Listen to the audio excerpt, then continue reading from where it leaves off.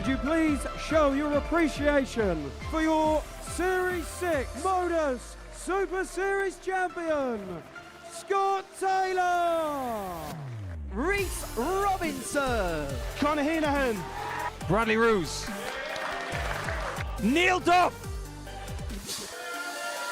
Andreas Dirty Harrison. It's Jimmy Van Ski, Bradley Brooks, Kieran Teehan, bow and arrow, Bo Greaves, Darius Lebanowska, Cam Crabtree.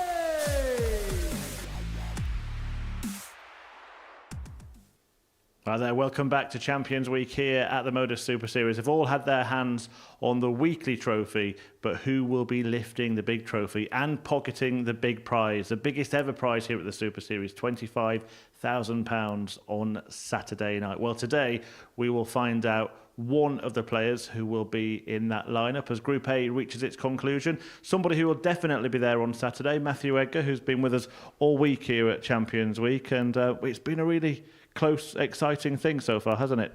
Oh, absolutely. And 2 days and we're none the wiser as to the direction of this group. And not just the direction of who's going to win this group, but all the placings. By now, we normally know at least one answer in regards to, that player's going to be in Group C. But it's all still to play for going into day 3.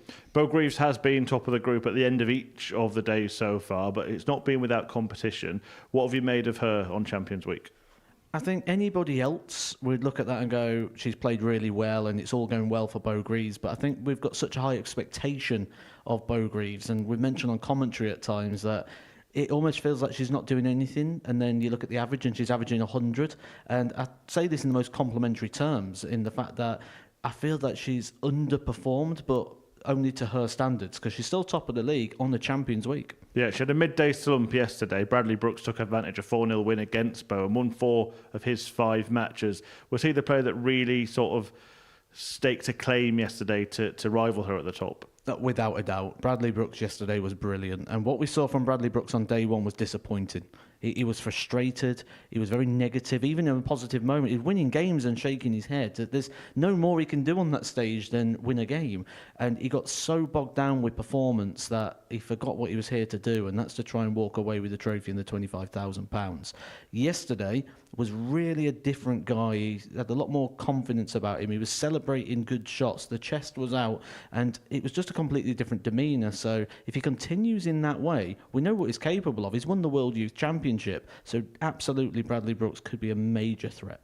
One player whose week has not gone the way he would have wanted, but by the finest of margins, Andreas Harrison, the amount of 4-3 defeats, the amount of mismatched darts in those as well, he will be sort of really frustrated that he's not at the complete other end of the table. Well, on a Champions Week, you get those opportunities, and it is just a dart here or 2 darts there. That's all you're going to get. And if you're missing those, you're going to get your pocket pinched, and that's what's happened to Andreas Harrison quite a lot. The main thing he's got to do is he's got to try and stay positive. It's easier said than done, but he's doing a lot of things right. He's knocking on the door. He's very close to being a player that can rival the top, but he's actually sat at the bottom. Well, what can't speak, can't lie. If we look at his results from this week, you can see all those 4-3 defeats. Every single match yesterday went 4-3. 4 of them were defeats. And then we saw, again, a couple of 4-3 defeats to start the day on Monday as well. He's actually playing okay, isn't he? But it is those moments at the back end of matches that he's just not crossing the line. The other thing we've got to remember here is we've sat here for weeks since Andreas Harrison qualified, and every time the questions come up, who do you fancy for Champions Week? We've always sat here and said, I quite like Andreas Harrison. I think he could be the man to go on to lift this. So the players would have been aware of that and seen that, and maybe we put a bit of a target on his back as well, because everyone down there is going to want to beat him and prove us all wrong. Right, let's show you where things stand going into the final day of this Champions Week Group A. And not only can we see the points tallies and the leg differences, only one leg in it between Bo Greaves and Bradley Brooks at the top, but also the standard of performance for all the players in that group, their averages, the 180s. Bo Greaves at the moment looks like the right person to be occupying top spot based on that. It does, based on those numbers, but those numbers essentially don't really mean anything in regards to the control that the players have got on the game. If we was to break these down into visits to the board, they're all using the same amount of visits. So although it looks prettier that she's got that 90 average, it means she's performing no better in regards to levels of control of the match, the functionality of the match, rather than her opponents that are in there as well. So it's one of those where it looks right, but when you look at the 88 at the bottom, the other on 87, it just shows fully that those numbers don't really highlight anything extra. Yeah, Harrison, as you alluded to there, second highest average, most ton plus checkouts as well. Is the truth anybody can beat anybody? Absolutely, and I dare say he's probably had the most ton plus checkouts hit against him as well, because just seems to be against him at the moment. Those things seem to be going in. It's a long week though, and that's the good thing about the Super Series. You don't lose it on a day, you don't lose it on one bad result or someone performing well against you. Even if he doesn't manage to get out of this situation, he goes into Group C, he'll still fancy his chances, and he's still got another chance to qualify. So that's the exciting thing, especially when you get the opportunity to start in a Group A, which is something he's earned due to qualifying as well as he did in his campaign. Yeah, he was the second favourite to win the week. Greaves has been the favourite to win this group the whole time, every day with the bookies, and she remains their 6-4 favourite. Harrison's obviously dropped it. He looks like he's going to be trying to get through another group now. Do you see any value, anyone emerging there to pit Bo to the post? I don't, but I just want to draw some attention to Andrew Davidson, because he's someone who came here as a qualifier. We didn't really know too much about him. We'd heard some good things, but you don't really know how it's going to develop. And then he came here, had a good week, and then you go, right, on Champions Week, can he keep that going? Well, you can tell by the outrights, not just for this group, but for the whole week. The odds are tumbling in on Andrew Davidson all the time. So whether we see it to the level that he's going to win it or not, the punters and the bookies certainly think Andrew Davidson is some good value moving forward for the rest of the week to potentially pick up that trophy. Yeah, well, he is in action in the first match. I'll let you go and join Chris Mason to commentate on it. If you are going to have a flutter, please do gamble responsibly. It's 18+. BeGambleAware.org for all information on safer gambling. And as mentioned, Davidson in action in the first match. He takes on Connor Henahan. And Robbie Dove spoke to Andrew earlier this morning. Andy, day 3 here of Group A in Champions Week. How are you assessing your performance so far? Yeah, it's been okay. I mean, I feel I've played decent enough, but it's. I felt Monday was a missed opportunity. I felt I could have topped the table.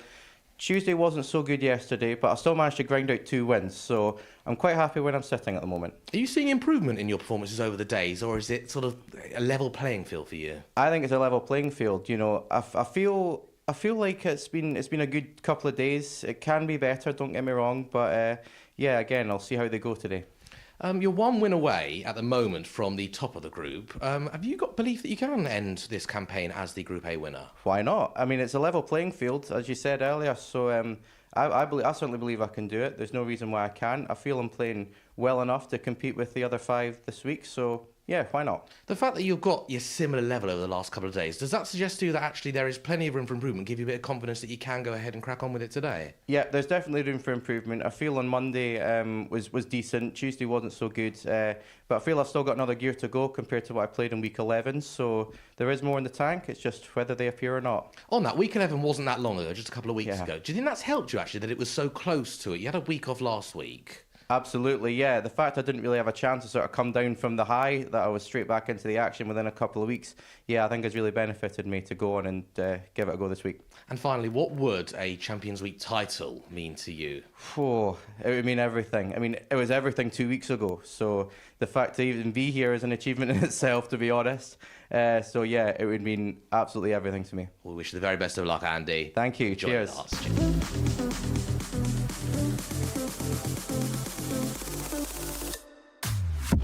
Oh, it doesn't matter what he does. If Andy Davidson does things like that. Round off a near immaculate display. The bullseye. To finish in style. Well, this is Scott against the Scott, and this Scott is doing remarkable things. Oh, here we go. Oh, here we go. 164. Yeah, Andy Davidson means business, and we are at the business end of Group A on this Champions Week. No more margin for error. Today is the day when a place will be claimed at finals night for Super Saturday Champions Night, and someone will guarantee their spot to be in with a shout to win that record £25,000 first prize. Davidson, certainly amongst the runners and riders today, the Tartan Tungsten Tornado looking to triumph in Group A, or will Irish eyes be smiling on Conor Henahan, a man who's produced perfection multiple times at the Super Series? Can he enjoy a perfect day today? And we've got a perfect team to talk you through the action. With us all throughout Champions Week are Matthew Edgar and Chris Mason.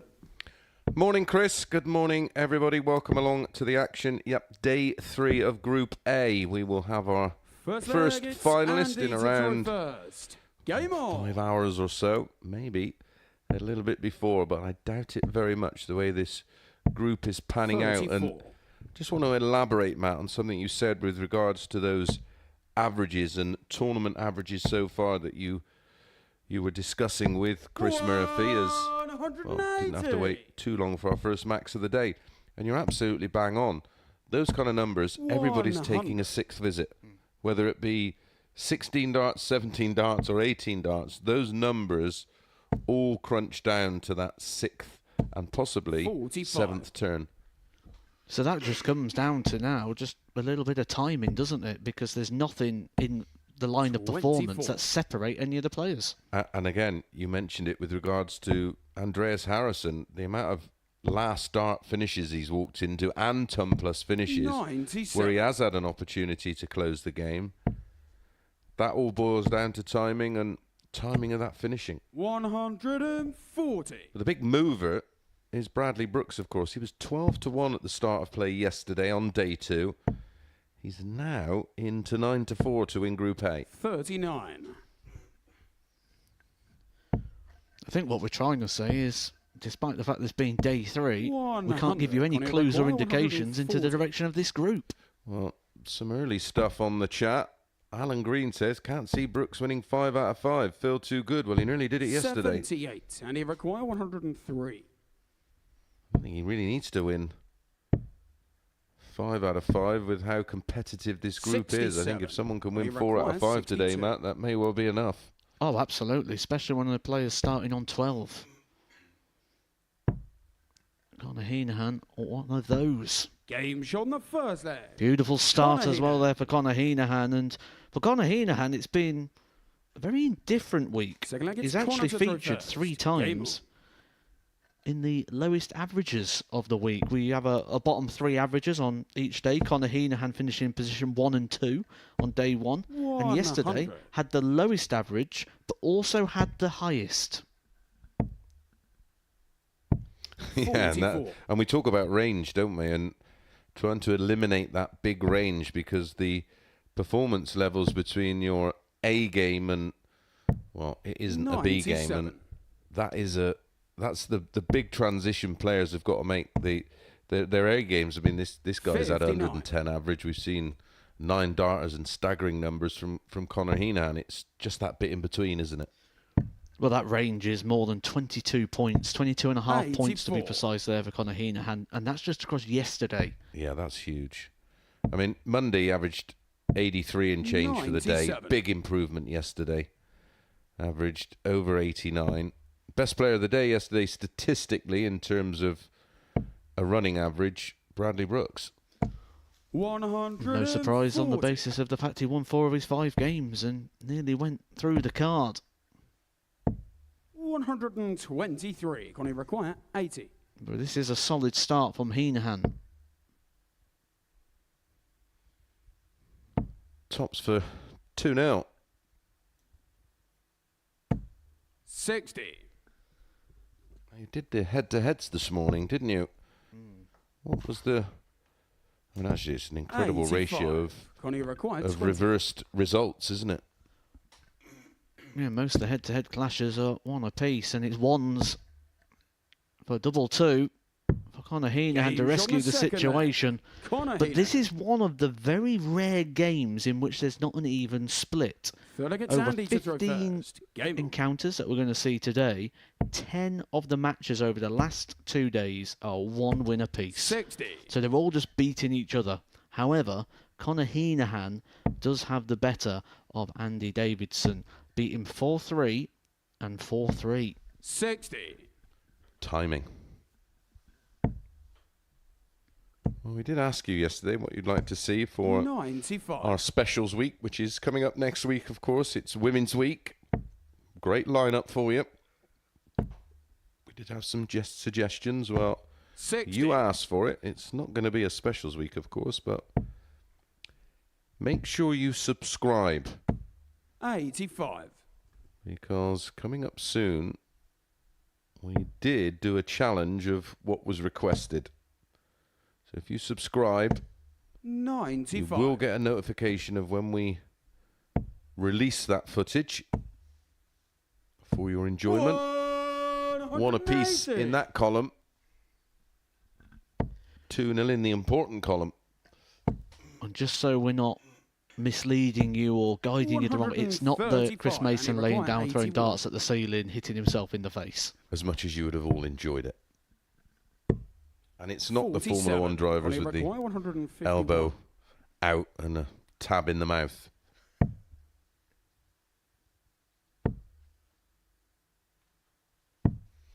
$30, and he required 34. Double 4. Game shot on the third leg. Gets it. Andy Davidson. Pegs one back. Fourth leg, it's Connor to throw first. Well, we've seen a bit of edginess on Monday. Yesterday, I expected the players to be 140. well, somewhere near their optimum level, and we're nearly, of course, seen a 9-darter yesterday 125. from Bradley Brooks, missing the double 18. Bo's gone deep a few times as well herself, hasn't she? 134. Well, we do have a look at where the best performances come as well throughout the day. and 33. There are 12 boxes, which are the best performances of the day from the players. And of that, 8 of those boxes have come in matches 3 and 4. So the real sort of 140. business end of the day. You can't do that today. Today it has to be hit the ground running because scoreboard 45. pressure will Connie become a required thing. 87. You got to go off of the B of bang. Double 18 to re-establish a Game shot 2-leg on the cushion. fourth leg. Connor And this Henahan. is a big game for Henahan. He could be the first player to strike that Fifth leg, it's 14 Andy to throw points. first. Myself and Game. Matt think possibly 18 with leg difference may be enough today. But 134. incredibly, Connor Henahan, if he goes on to win this game, could be at the top with a 125. negative leg difference. Now that's a number I can't recall seeing before. 140. We talked about Bradley Brooks having a different demeanour about him going into day number 2, but I think we already can see that Connor Henahan's got a much more 55. determined, focused look about him today. Does Connor never hurt his neck? No, he's thrown like that for as long as I've known him, and no issues. Never seen him with a neck brace on, if that's what you're concerned about. That's what I'm watching, though. That's what you should be focusing on. 180. And he record 127. From nowhere, he's given himself an opportunity. This would be some way to wrap it up. He's going to get the shot here at the 141. 75. Connie record 141. But needs a couple of trebles. Not that one. Did find a couple of trebles, but the wrong one. And 101. gives Andy Davidson a required chance to 52. extend the game. Double 16. Game shot on the fifth leg. Here's one for you. Andy Davidson. Yellowish Grams asks, I really wonder how he now makes a throw like that work so Sixth well. leg, it's Connor to throw first. Well, because if you watch closely and pay attention to the throw, the movement, very much like 56. Dave Chisholm, I suppose, it all happens, and Jockey, the great late Jockey Wilson, that all happens after the dart is released. It's the 119. body absorbing the shock of the release.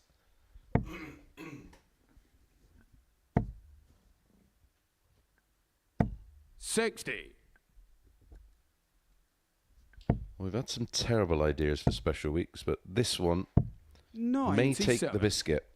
A special week with commentators versus players, including Chris Murphy and Henry. Wow. 97. Now, Chris Murphy may have competed in the Premier Inn Darts Premier League, but 96. you never know.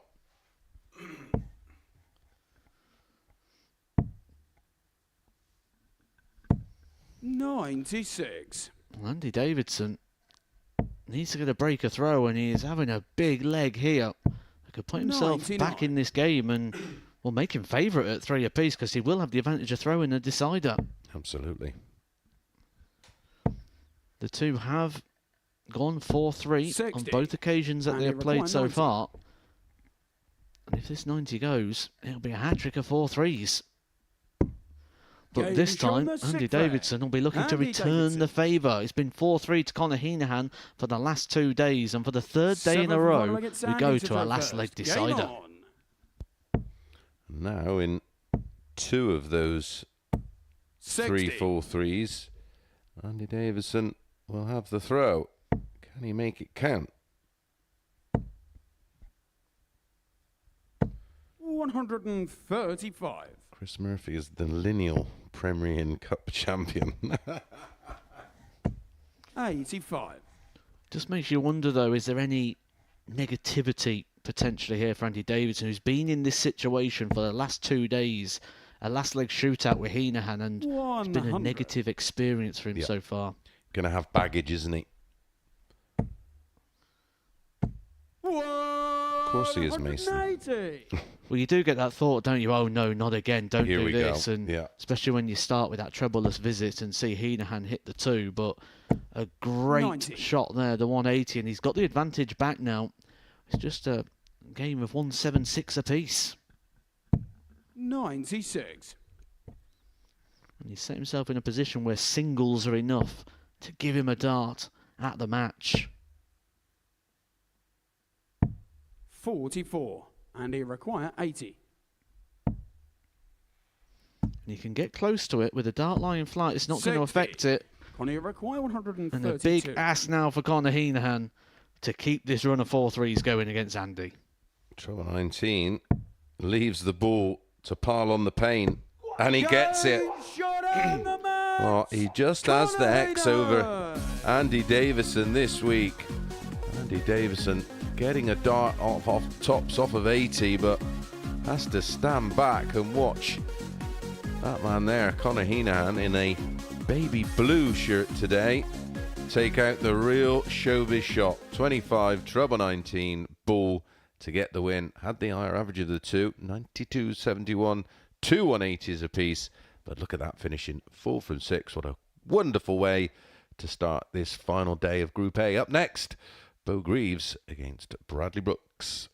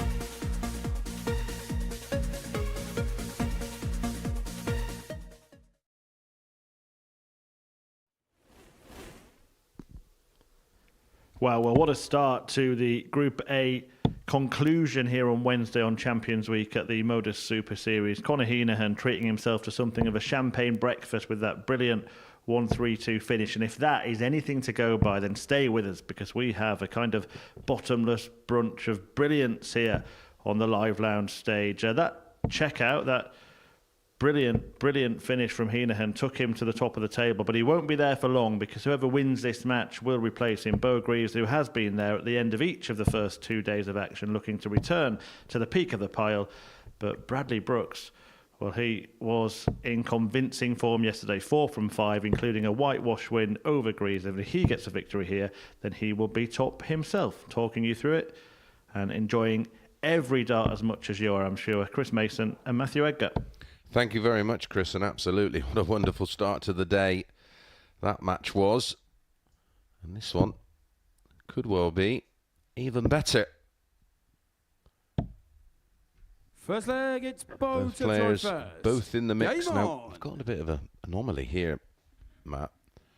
Conor Henahan, top of the table. Legs 1, 33. Bottom of the table, Andreas Harrison. 100. Legs 1, 31. Leg difference, they're both on -3. One's at the top of the table, the other one at the foot. 60. That's when you know you've had a tough week. That's what we expect here on Champions Week, isn't it? All the games going to go tight, going to go close, and we've had a lot of 4-3s across the last couple of days, and that trend's continued already today. 60. Notice in the chat a lot of people complaining about the advert placement. I'm not sure how you think we have any 96. control over that. That's purely down to YouTube. You can get YouTube Premium, I believe, which means you don't see any adverts. But 47. please remember, you're watching this for free.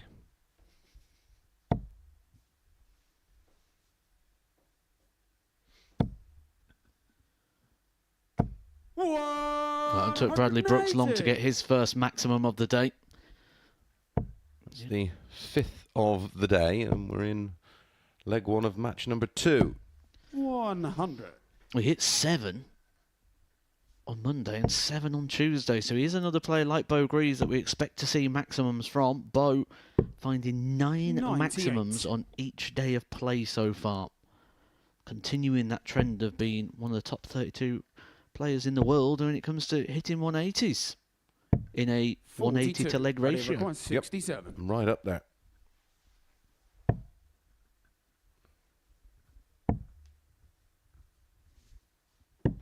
27. Bo, you require 152.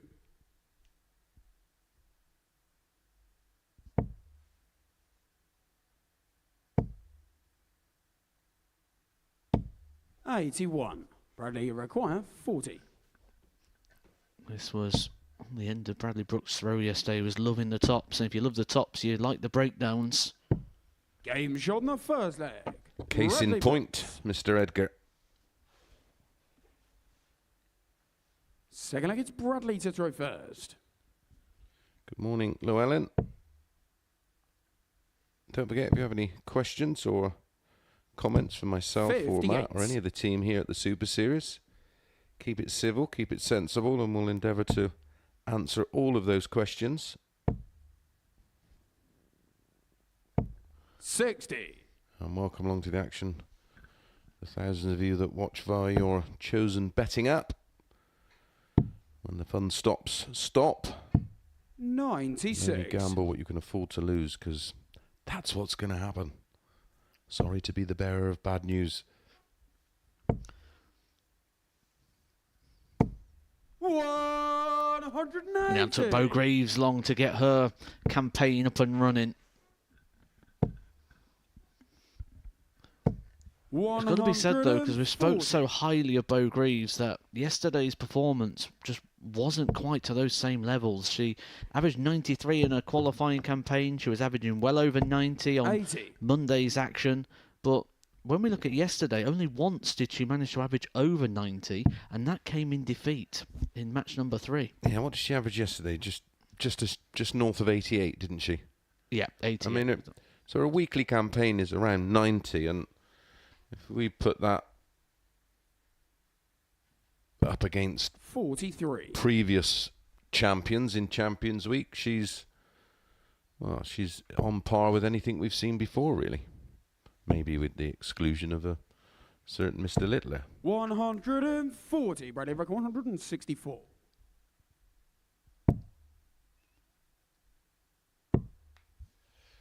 Mason Hale, do you think if Tom Sykes keeps it going, he will get a tour card? Yeah, if he keeps making improvements and is committed and dedicated and he applies himself, why not? Bit of a slip here from Bo. Means you're only going to get the one dart at the double, and it's not going to go. And Bradley Brooks, an opportunity to punish and double his lead.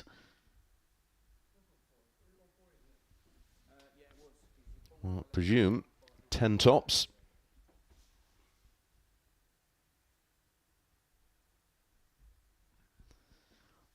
We know he likes tops. But he's not going to get a chance at it. He's hit the double 10, which leaves him double 15. An unconventional double-double. 20. Oh, you require 8.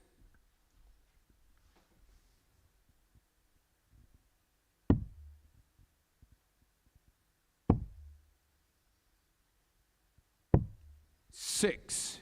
Bradley required 30. Opportunity, and that was key yesterday, and why she ended up with the numbers.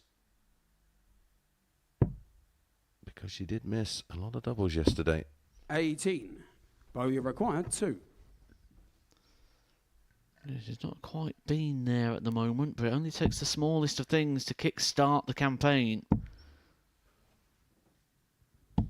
Game shot the Maybe second leg. double one last start in hand could be that key, but not really got the body language at the moment that we've seen from Bo Greaves before, where she commands the stage.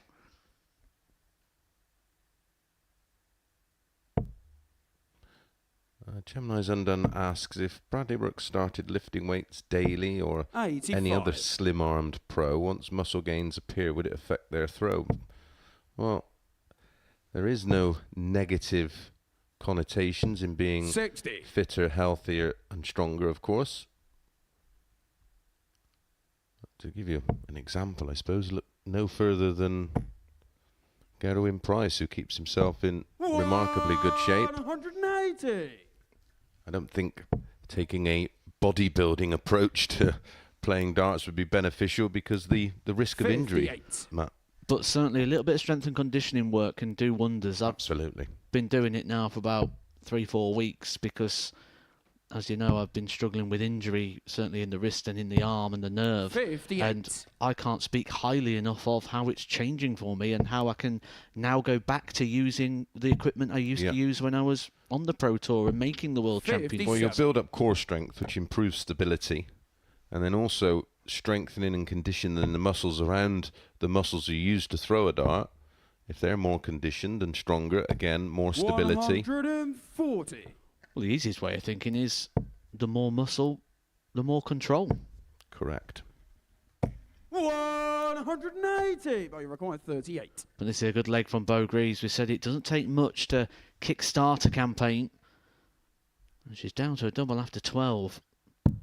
Game shot in the third leg. Much better leg Greaves. there for Bo Greaves. Encouraging signs now for the supporters of the favourite to win this group. But a little bit of movement and flexation there at the back of the stage, just going along with our original thoughts and observations that just a little bit off it this morning. Maybe just a little bit tight. It has been 2 long days of darts already for Bo. 2 days of 15 games where you're going to be playing 5 of those spread out across, and obviously you practice and everything in between. It is very tiring. She's very, very used to it. She plays in a lot of the WDF events and, of course, the Women's Series, which is quite taxing. Someone asking here, is your favourite Australian player?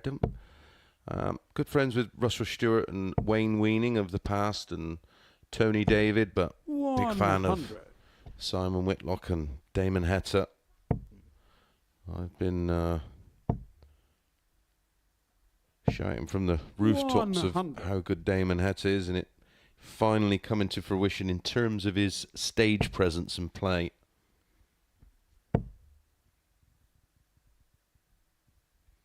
Chris, can you shout out to Tim watching in Brisbane? Ready, There you go. 127.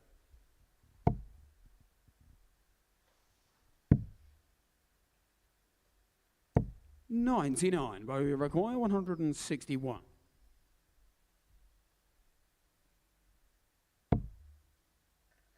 This would hurt. Just when you've set up a nice shot after 12. 97, Bradley required This is 28. where Bradley Brooks is here, double 14 to level us back up. The way his darts kick, these can be quite tricky. You'll probably be quite happy here to get a nice open 21. target, but unable to convert. 64. Start missing doubles. What usually happens is you continue, and that's the case here with Brooks, 1 from 13. Game shot Well, on the fourth. I don't think I've seen 64 go that way before, but it's very, very effective on this occasion.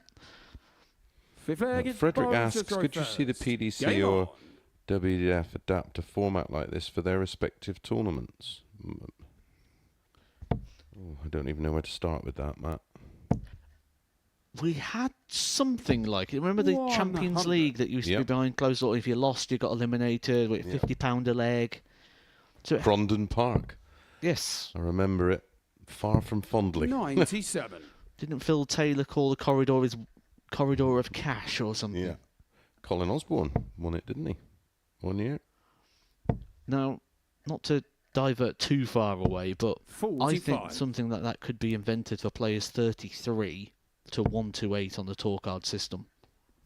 Give them a chance to earn some money, and especially in the long periods where the players outside of the elite group and the players that don't get any World Series action, they're left on the sidelines with no opportunity to earn.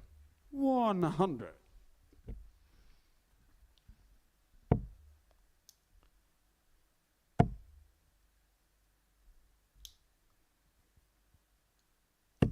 $60.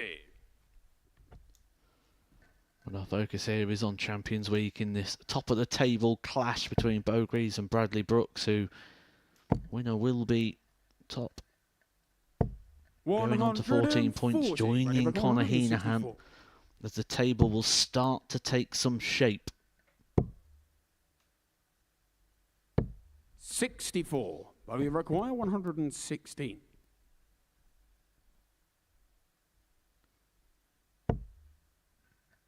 But Bo will be expecting a match start here. It's going to be a match start at tops. 96. Just But we comes require inside. Bradley, still a bit to do, but that's a perfect start. Moves left. Needs to navigate around that blocker and does it beautifully. Flag. Bradley Brooks. And that is the break of throw. Sick leg, it's Bradley We'll to throw need first. another, Game of on. course, but main objective now is to hold. 100.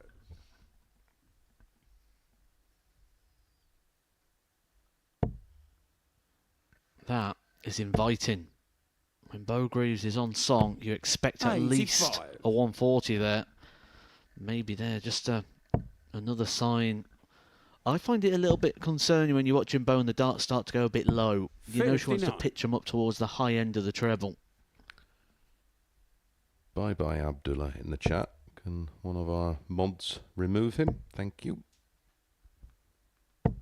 140.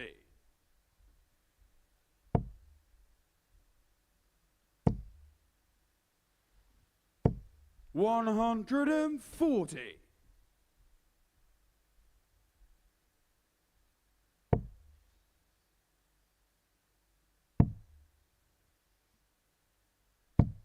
$58.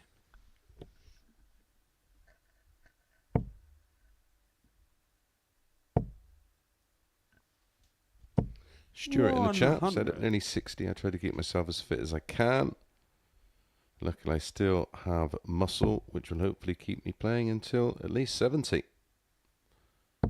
At least. 121. Ready, require 102. That's quite inviting. He may stay there. And don't blame Bradley Brooks for that. That first start just sat on the top wire with the invitation there of the double 11. Yeah, felt like he put a bit of a quick one in. 97. And that could be just about it. Treble 19 found.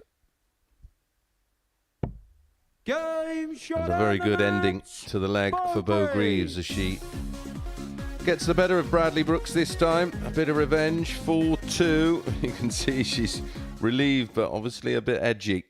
5-1-8 is in the match. We've had 9 already across 2 matches. Bo Greaves with a 90.15, a very good 87.88 for Bradley Brooks. His undoing, just 2 from 14 as Bo Greaves stays on top. Up next, Kieran Teehan against Andreas Harrison.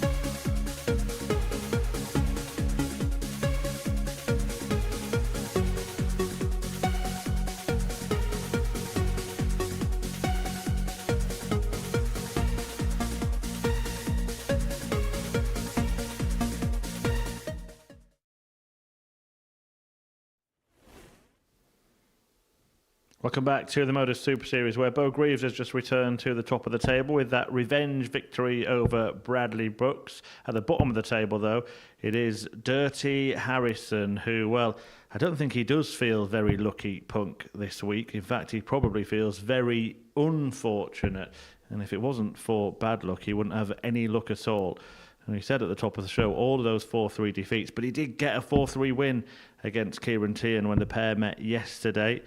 Hightower also seemingly out of the race, although winning his first match will keep him going a little bit longer in Group A. Harrison will want to put the group behind him, but keep the form going, or maybe even elevate it a little bit to another level, and I think he will be a danger in Group B or Group C. Do you concur, Chris, Matt? Absolutely, 100%, Mr. Murphy. But yeah... First do you feel lucky, Kieran punk? I like that line. Game on. It should be, do you feel unlucky, punk? I should imagine he does. Anything that could have gone against him has. Now, I don't often touch this subject because of personal issues, but I am fascinated by people's perception when they discuss darkness and anxiety and how they somehow include depression in that conversation. Well, dartitis is 97. performance anxiety, which is totally different to suffering from anxiety. And it's been 100. studied. You're massively you know, I'm not talking about it from someone with no experience, but I'm also sat with someone who has studied sports science and sports 60. psychology. So it's, you know, we're not dealing with opinions. Yeah, it's a performance anxiety that's based on a future tense, essentially. So instead of focusing on the 180. present tense, you forward project to future scenarios, and that's what essentially reel back. So yeah, it's something I've dealt with on many occasions. It's 64. something I've Not helped and many not people just with. in darts. 121. No, exactly, yeah. In layman's terms, you're worrying about something that's not happened. 78. Which Uruguay, anxiety exists in a forward 146. tense. Absolutely.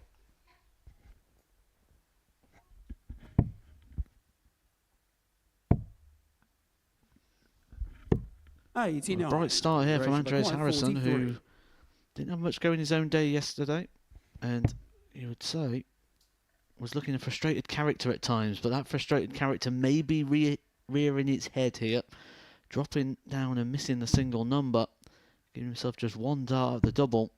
11. And these are the You're shots we required spoke about at 57. the start of the day for Andres Harrison, where he should be getting 2 darts at the double, doesn't take it out, and then gets punished. Game shot on the first leg. Just like that. Teehan.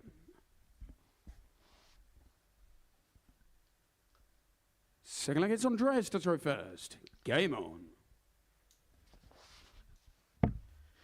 We'll, just while we're in the early part of this game as well, just touch on that dartitis issue 100. just a little bit more, because if you are struggling with that, a little bit of free advice here for you is to ignore some of the terrible advice that exists. 131. So Exactly. a lot of some of the advice that exists out there is things like turn the lights out or cover the dartboard or things like this. Well, what you're doing there is you're anticipating a future problem, so you're making a change now 140. to fix the problem that doesn't exist. So ultimately, the issue of a forward projection, you're doing that in your setup play. So if the fire is 68. burning of a future projection, all you're doing is fueling it By by covering the board and switching the light off. And because you're anticipating a problem that hasn't happened yet, which is focused around a problem that 140. hasn't happened yet. So just always think of that in mind if that's something you're struggling with. 98. Andres require 121.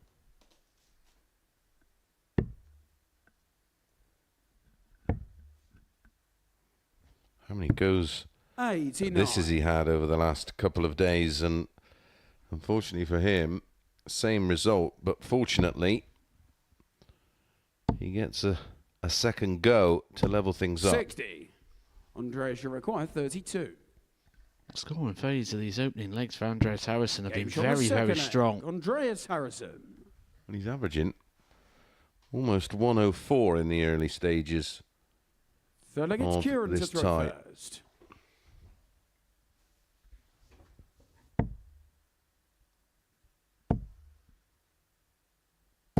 $60.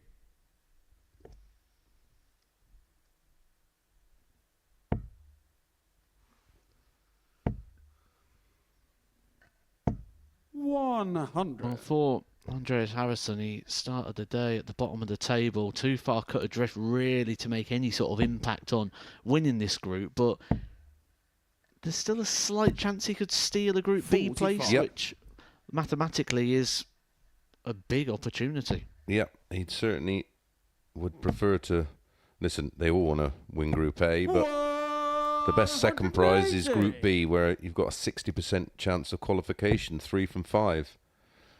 Keith Slocum, do you think the Premier League needs a refresh? Yep, 34. absolutely.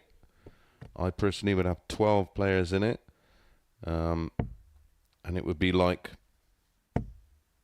the old style where everybody plays once. 140. After 12 weeks, the top 8 remain. The bottom 4 drop out, and we go to the current format of quarters, semis, and a final. The top 4 from that phase qualify for what's going to happen this Thursday, finals night. Game shot in the third leg. 2 Lukes and the 2 Andreas Michaels, and Harrison. another really strong leg, this time an 11 darter from Harrison, showing us why Andreas to throw first. we're so Game big on him being one of the favourites to win this week. 113 the average now.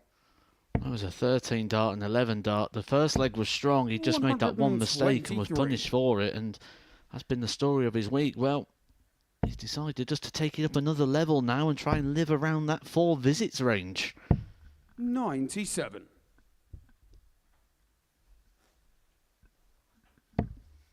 Hi Chris and Matt, what is your favourite game played here at the Modus Super Series? Oh, 41. there's been so many. Do you know the one that sticks in my mind so much? Came around Christmas time 2 years ago 140. when Adam Warner won a week on the stage, and he came in as a sort of unknown qualifier, played a lot of uni darts, and when he won the 60. week, he was on stage with Chris Murphy, and he said, "That's just tripled my net worth." He used that money to go to Q school and ended up getting a tour card. And for me, that little mini journey and story that we saw there 100. is everything the Super Series is about. Yeah, and we're going to see that repeat itself over and over over the next years. 60. I think one that Here in stands Uruguay, out, the 164. Barton's Littler game, that was a bit special. Graham Usher's performance, where he had, what was he, 58. was he 3-1 down and then reeled off 4-ton, or 3-0 down, reeled off 4-ton pluses and a 9-darter? Every time I hear Graham Usher, I always think of the time he finished bottom of Group A on about 4 points and won the week. Here in Yep. Uruguay, 106. Steve West against Littler was pretty hilarious. The only leg he won was a 9. Game shot on the fourth leg. Well, Andreas Harrison has seen Teehan. this pattern of play many times already this week. Kieran Teehan there breaking the throw. flag Andreas is Harrison Kieran did to the throw hard work, got the first. 11 Game darter, on. didn't follow it up, and Teehan now would be the favourite again, despite the fact, in regards to the averages, 55. well, there's a nearly 20 points difference between the pair. Darryl Pilgrim's been involved in some unbelievable matches here, so they would go down as some of my 140. favourite games. Here's one for the amateur players in the chat, and one I'm sure you'll be able to elaborate on. 85.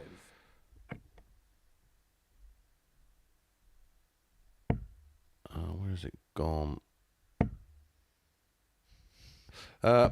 100. Any tips, Chris and Matt, on hitting match dart doubles? I can hit them no issue until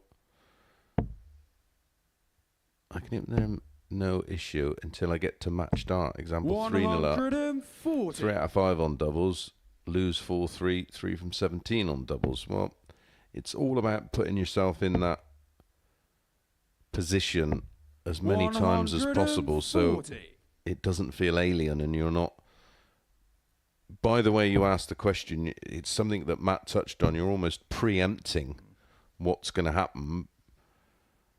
Told yourself the story, essentially, and then ultimately just playing the story.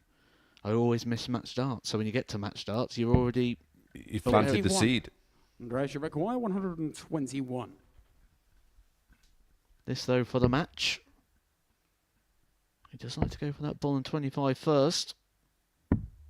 85. Oh, that's a fine effort there Here in from Uruguay, 170. Andreas Harrison, but Teehan a long, long way back. He's the biggest finish of them all.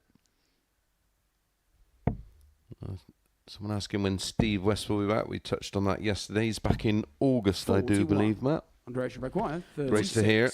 He'll also be playing in the Welsh Open as well, will Steve West. The Welsh Open in Weston-super-Mare. That one. That's the one, yeah. 18.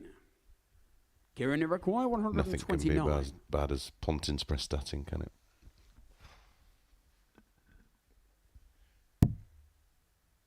You wipe your feet on the way out there. 77. Andrea should require 18.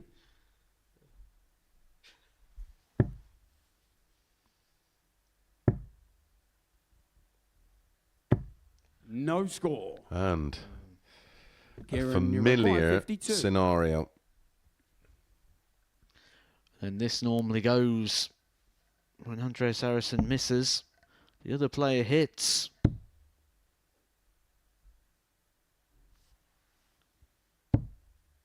$44. He does get a reprieve. He gets another 18. opportunity in what you'd say is a battle where the winner has got a chance of making Group B still. Game shot on the 5th leg. Andreas Harrison. When we look at the form of Andreas Harrison coming into this Champions Week, has it just taken a little bit long for him to get here? Game because on.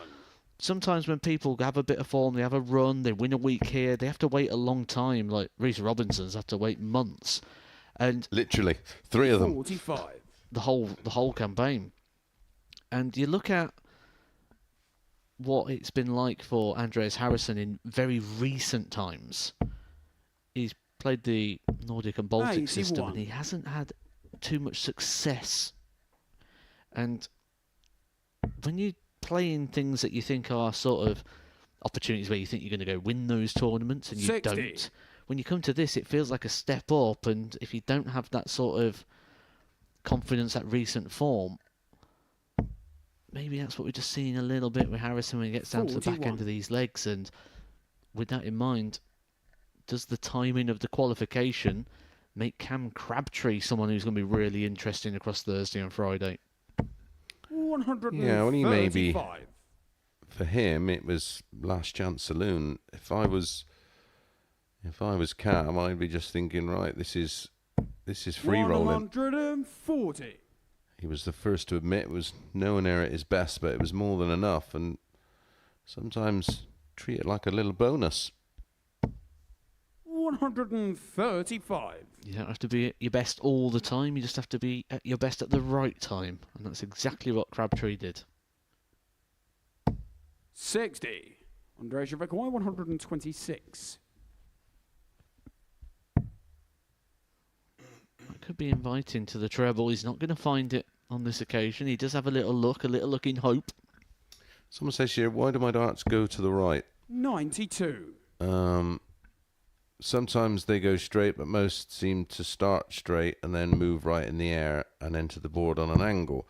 My biggest advice, what a beautiful shot that is, 919s, is to film your throw. 34. And you'll probably see for yourself exactly what you're doing wrong. Game shot And the on rarely hit match. double 17, Andreas Harrison. ironically, is the double that gets Andreas Harrison over the line and picks up only his 4th win of this campaign. I think he's seeing the funny side to it. But a very good performance from Harrison. A 95.47 up against Kieran Teehan's 85.57. We did have a ton plus out there, a 106 for Teehan. He was very tidy on the doubles when he got an opportunity. But as you can see by those scoring phase, in terms of the average, outplayed in pretty much every department. When we return, we move on to the second round of matches with Henahan up against Bo Greaves.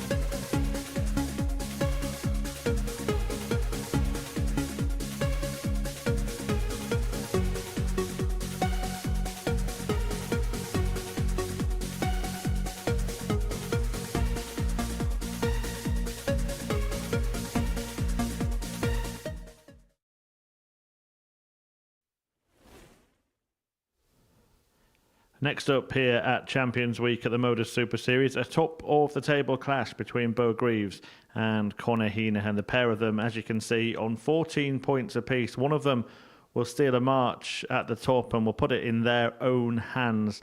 Greaves on the same points as Henahan, despite a far superior leg difference, as Chris Mason and Matthew Edgar have been mentioning throughout the day.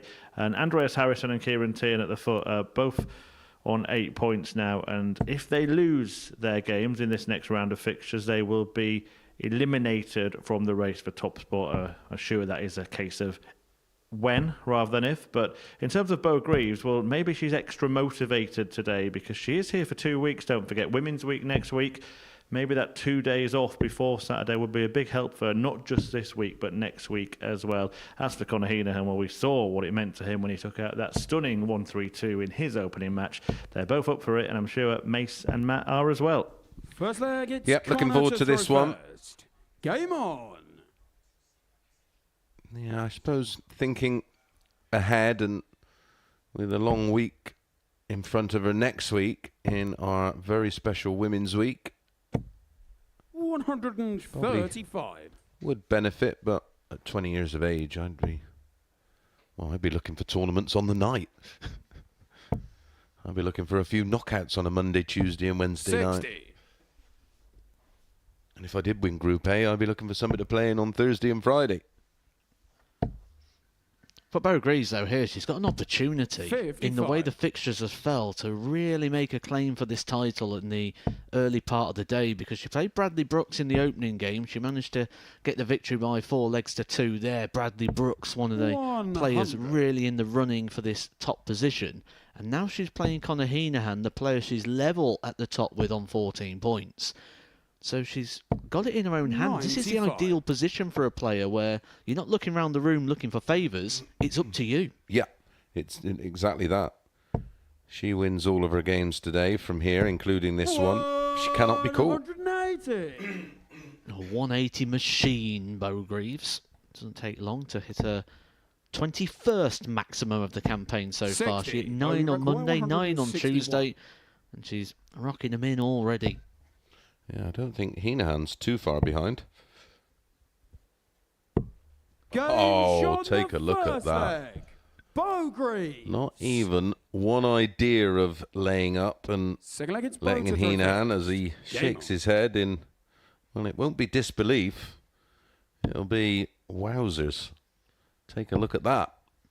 Well, a reminder for you, there is a quick fire 100. questions, which is available on the Modus Super Series TikTok channel. Bo Greaves answered the questions in quick fire. It does what it says on the tin, doesn't 60. it? And if you want to go check that out, it is available now on the TikTok channel. And on that, she was asked a question. 170, lay up or go straight for it? The answer was go straight for it. So we 60. can only assume that that is on all of these combinations that end with a bullseye. Well, if in that combination you leave the ball, why not go for it? 100. See, I love not going for it. My favourite one ever is David Pallett. Was that on a Euro tour. 60. European tour? And he's hit the treble 20, gestured to the crowd. And they've all gone, yeah. He's hit the treble 20, he's turned around, really give it the big one, and then just laid up. 43. Darts housery at its finest. Well, that's top 3 of all time, if not the best. Yeah. 43. In terms of darts housery, the 3 balls from Whitlock's right up there. Again on a European 81. tour. Young Luke Littler chipped in last week, didn't he, with the 3 double tops on the 120? 58. Please do share any moments that you can think of in the chat. Maybe jolt our memories to some great moments. For me, I'm going to go UK Open, 127. Kurt Shepherd, Dimitri Vandenberg, dance off. Yeah. Well, Kirk's in another one of my favourite ones when he nearly breaks his ankle falling over the hockey. 100. Connie required 90. Yeah, don't worry about the viewing figures. There is an issue with YouTube today. David Mack asks me, just 50, me, but Bo, I will you require include you in 80. this. I know the answer. You would definitely do it. Would I ever consider going I'm a Celebrity, Get Me Out of Here? I was offered in its early stages, and it was a definite no. I did like Big Brother because I thought it was a social experiment in the beginning, and then it became a place where people wanted to become famous, and I just don't watch it anymore. How about you? I'm just watching Bo Greaves here, and I don't think she knows where to throw from it. She's going to throw this over the shoulder of Owen Binks. This would be the greatest dart I've seen all day. She's found it. What a dart that is from Bo Greaves, and that is a sign of somebody who is starting to find some form. But for me, absolutely not. I don't like bugs. I don't want to eat anything peculiar. To me, right, do you know all these things, like when they do the show and they do all these challenges to get the food? To me, that's a bush tucker trial. When it comes down, it's like, oh, you got some crocodile tail, you got... 60. It's like, I don't want to eat that. I'll have the rice and beans, thank you very much. And then that other one they do where they do 3-hour challenges and they're like, well done, you've all got one Haribo each. 140. Like, no, you can keep it, pal. I'd rather do nothing for 3 hours. I quite like that SAS thing that Tony Bellew did 180. sort of recently. I tell you the show I'd love to be 95. on, though. The Hunted. Yeah, I like that show. Talking of funny moments and darts housery, one of my all-time favourites, and I don't think this will get beaten, was Dave Chisnell against MVG, and Chisnell wanted 141 for the 9, and he missed double 12. And MVG was on 181, and he went 60-57 double 12 and gave Dave a look as if to say, that's how you get the 141.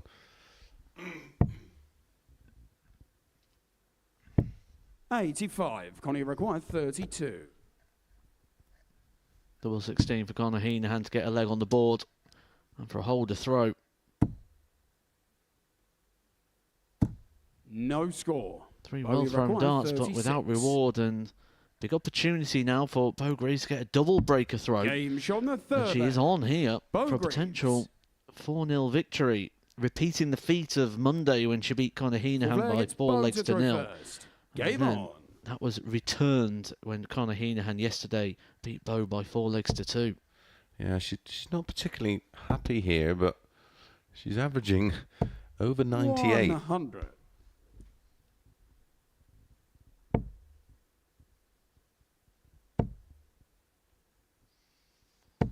$125. Stokesy asks, could you see Connor Scott being a world champ one day? Ooh, that's a big call for someone so young. 180.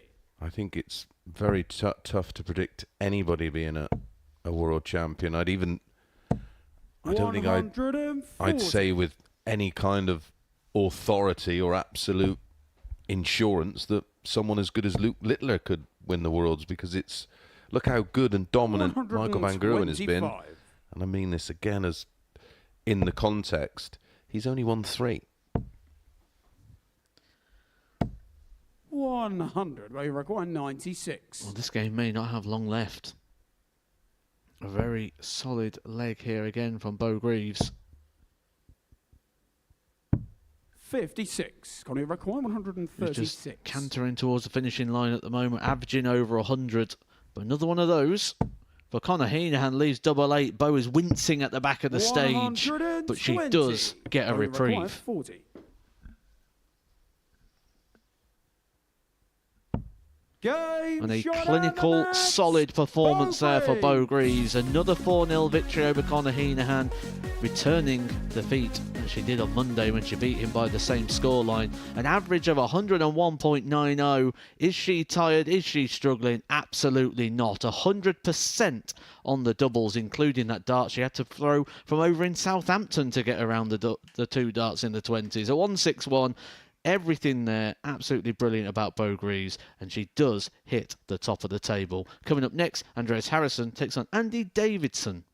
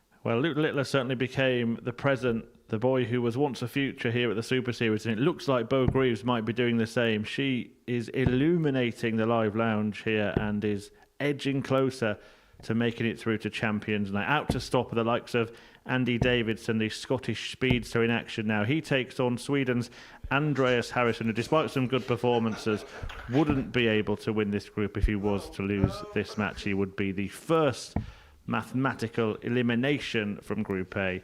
But of course, here at the Super Series, you do get a second chance if you don't make it through Monday to Wednesday. Important match then, particularly for Davidson in trying to catch Bo Greaves, and I'll hand you back to Chris Mason and Matthew Edgar.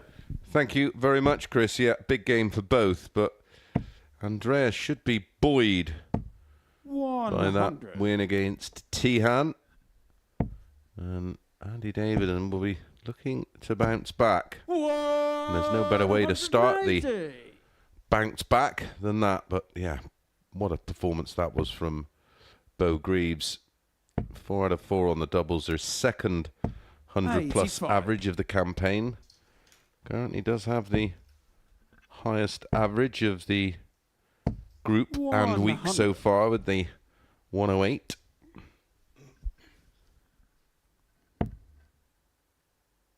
I think for me, again, just the 180s are really standing out for Bo Greaves. It's continuing to be of that trend where she is averaging well within the top 32 players of the world on a leg to 180 ratio. And we said yesterday to the backers that maybe look at Bo Greaves as the value, and she's continuing to deliver in that market. Yeah, well, yesterday morning she was 11 to 10, and I suggested that you go in again, and this morning 6 to 4. Wow, how quick was that? A 12 darter in 1 minute and 15 seconds. Second leg, it's Andy to throw first. Game on. Morning, Chris and Matt. Do you think there will be a German world champion in the next 10 years? If so, who could it be? I'm not sure. I think it'd be easier predicting the lottery numbers tomorrow on Friday night. The only one I could possibly suggest, and for me, the best German player, and that's Martin Schindler. 60. It's a tough one when you sort of look at time frames in regards to a player. 100. Because a year's a long time in darts, isn't it? When you look at the world rankings from 2 years ago, how different it is now. So 10 years, you're talking almost generations of darts because it changes so quick in this sport. 1 year ago, would you have said Luke Littler would be in the World Championship final and the Premier League finals? Yeah. 135. Absolutely not. Chris, what do you mean? MVG has only won 3 world titles. So what we all know, he should be on 7 to 10 by now. He gets unlucky. Rob Cross is only a world champion because MVG missed 5 darts at a double to beat him. 90. Right, do you want to go back over all the world champions of the last 10 years, and you're telling me not one of them dodged a bullet en route? Because I can tell you, the vast majority of them that did. 78. That's the nature of sport. You've got to come through adversity. But it's how you come through that adversity and kick on. And my goodness, didn't Rob Cross kick on? Producing one of the outstanding World Championship final performances against a still then very good Phil Taylor, who averaged...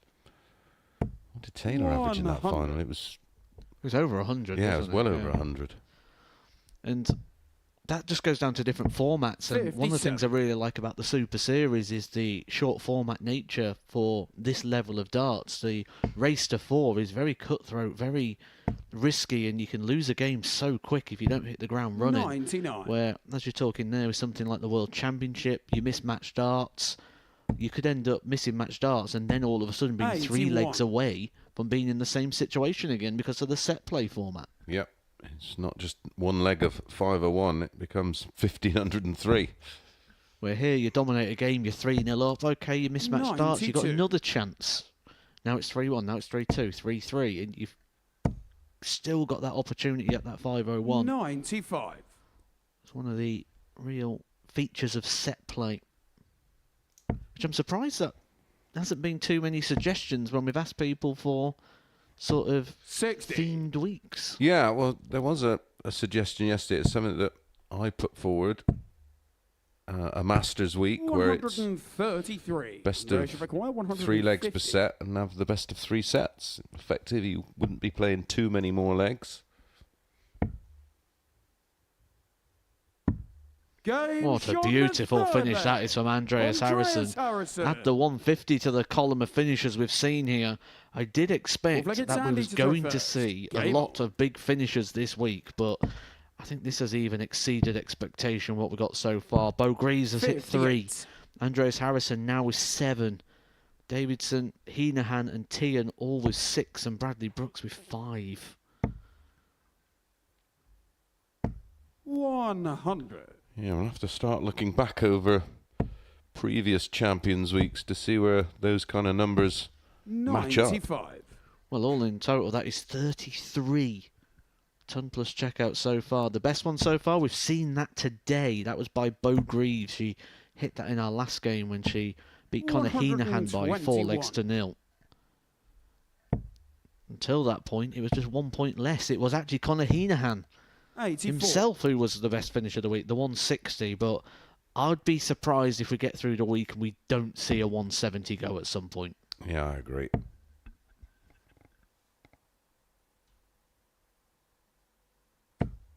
$95.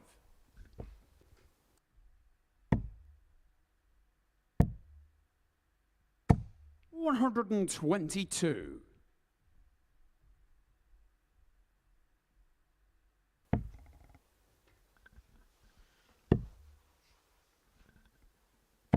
65.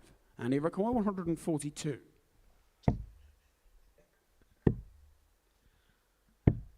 86. So let's use a range of the board and the Davidson, which is a good quality to have at times. Doesn't rely on certain areas or certain shots. It'll be interesting to see where it goes for the 56. And he requires 56. He's choosing to Game lead shot tops, and he hits it with success. Andy A leg Davidson. away now from a victory that keeps his hopes alive at the top end of the table.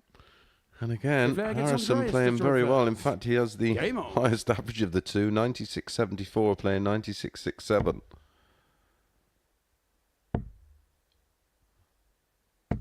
$100.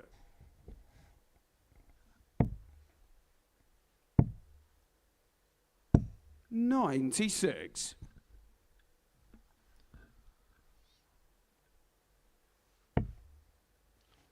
Your live in-play table converts this 100. near 97 average at the moment from Andy Davidson. If he can get the victory done, would move him into third position. Third position would get him into 99. a Group B campaign at the expense of Bradley Brooks. Who's up next against Kieran Teehan? 60.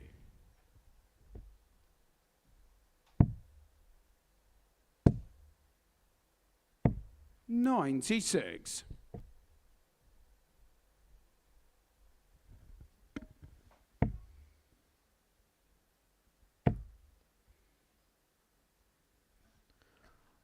Just making sure that staying there gives him the opportunity to leave finishes. 122. He leaves one that I don't know any player that enjoys, the 119. It's one of those horrible shots because even you hit the 50. treble with the first Require start, 190. you're looking at 12 for ball or another treble to double. Or you could hit the 3 and eliminate all those possibilities. And Andy Davidson now will be prowling at the back of the stage. It's a big shot, but it's an opportunity to win the 79. match. And he requires 160. 2 treble 20s. Well, you may well get 140. 83. Very unlucky. Andreas Just requires straight into 40. the treble 1. We've done a double in, double out week. Game shot on the fifth leg. Andreas wouldn't want to be Andreas playing it, Harrison. would he?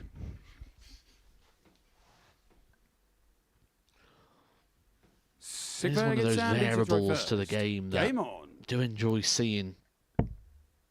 The double in really does sort of add extra elements. So Neil Duff, the winner of our special Double Trouble week. He's in action, of course, on Thursday and Friday. And Neil Duff will be joining us in Group C. That is coming tomorrow and Friday from 1 p.m. here on the Super Series YouTube channel. He's going to be joined by Bradley Rose and by Reese Robinson, the Week 1 winner. And potentially this man here. Group B, for full disclosure, is in the evening from 10 o'clock, and that is a tasty lineup. You'll get positions 2 and 3 from this group. Will be joined by Cam Crabtree, who won Week 12.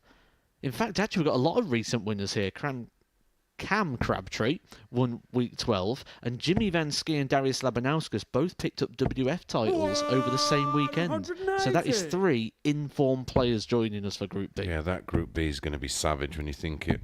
123. We'll have one of Henahan, Davidson, possibly Brooks. Unlikely to be Bo Greaves is no double trouble for Andreas Harrison, but guess what? It's going to be another full 3. It's Andreas to throw first. Game on.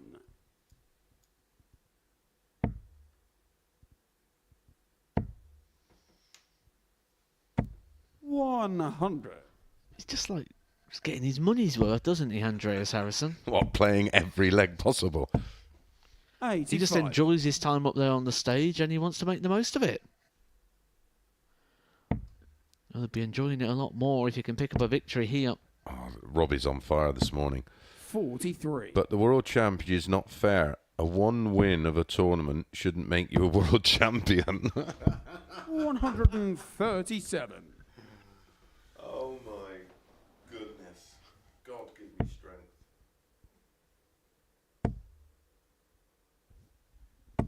$60. What you do over 12 months should not $60. 2 or 3 weeks and a couple of matches. Wow. 180. Beautiful timing from Andreas Harrison, and the timing's been the thing that he feels just been slightly missing at times this week. 177. But wow. 118. Great darts there from Andy Davidson, again showing that quality. But it may not be enough, because the advantage of throw really coming into play there for Andreas Harrison, who's been hit with everything over the past couple of days, but instead now dishes out 3 ton-plus checkouts of his own, the 100, the 118 for the match, and the 150. A high-quality affair there from both players. And Andreas Harrison will be wondering, where's that been for the last couple of days where he could have really been in contention? But the second ton-plus average of the day goes the way of Dirty Harry. And coming up next, we've got Bradley Brooks, Kieran Teehan.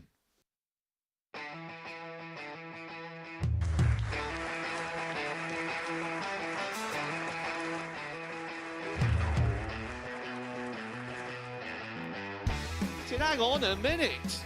Wow! Oh my God! Well, that's £100 down the drain already. Itching to hit the 180. It's gone for the maximum.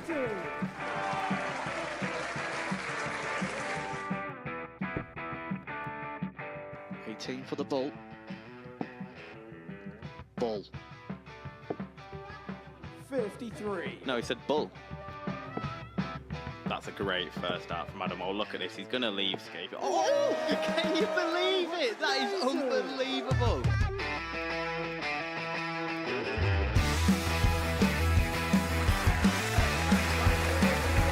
Get match darts to put his team into the final. And through to the final they go. Charlie Murphy has hit the match-winning dart on both occasions. Double 4 for the title. Game shot out of the match.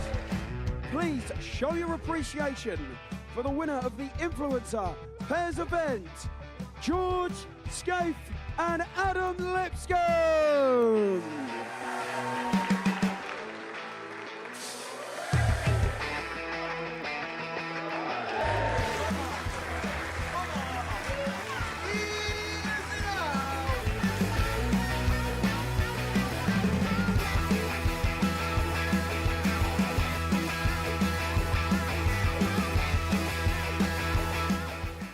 seems to be out.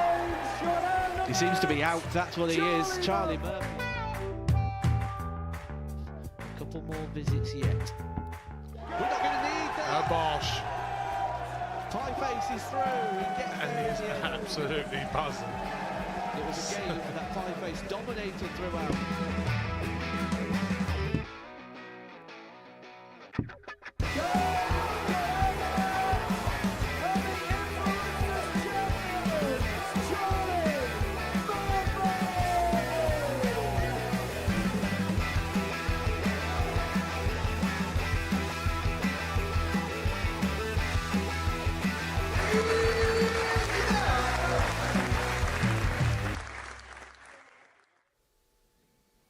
Well, good fun here at Champions Week at the Modus Super Series, but the serious business is certainly on the cards at the moment. It's must-win territory now for a lot of the players as this group starts to near its conclusion. And for those that are vying for top spot, including this man, Bradley Brooks, they do need to make sure that they do not make any mistakes. If Brooks wins this, he remains firmly in contention. If Kieran Teehan wins it, it means it will go to the final 3 rounds of fixtures in Group A without a single player being mathematically out of the running. Closer than close as it has been all week. And guiding you through the action, it's Chris Mason and Matthew Edgar. Thank you very much, Chris. Yeah, what a fabulous performance. Even more impressive, Matt, on the back of what he's dealt with 60 across Monday and Tuesday. Yeah, he's been putting in some good stuff today, and, well, we always use that term spoiler, don't we? 100. And, well, Andreas Harrison certainly could be that as the day goes on, and I'll tell you what, Bo Greaves will have to be looking over his shoulder there because he's been putting in the performances. He is one of the players that's hit 100 average. He's hit one today, hit one on Monday. There's only been 4 ton-plus averages so far this week, and they've been shared between Bo and Dirty Harrison.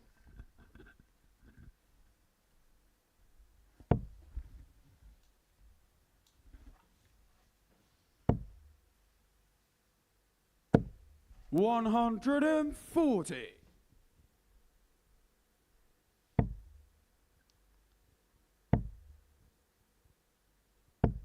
26.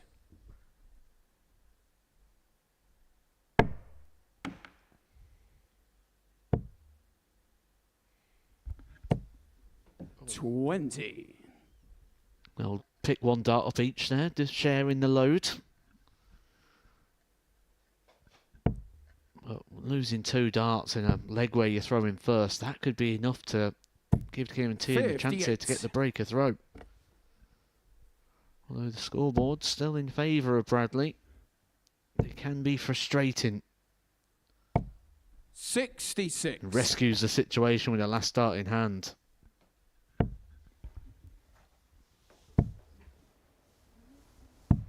$58. Bradley Brook 156.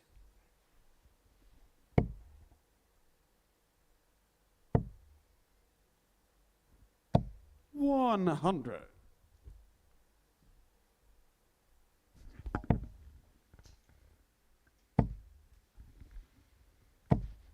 $60. Bradley Brook 156. Tops a target. He has had so much success on and continues to do so. Remember some comments we saw yesterday, people suggesting if they had to have a situation that they would like to see, it would be Bradley Brooks on tops would be the safest bet of the day. They say it was 100. the end of a string yesterday.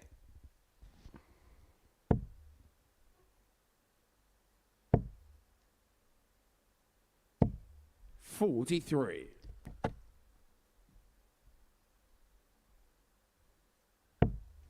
Can someone remove Ray from the chat? Another annoying little mosquito.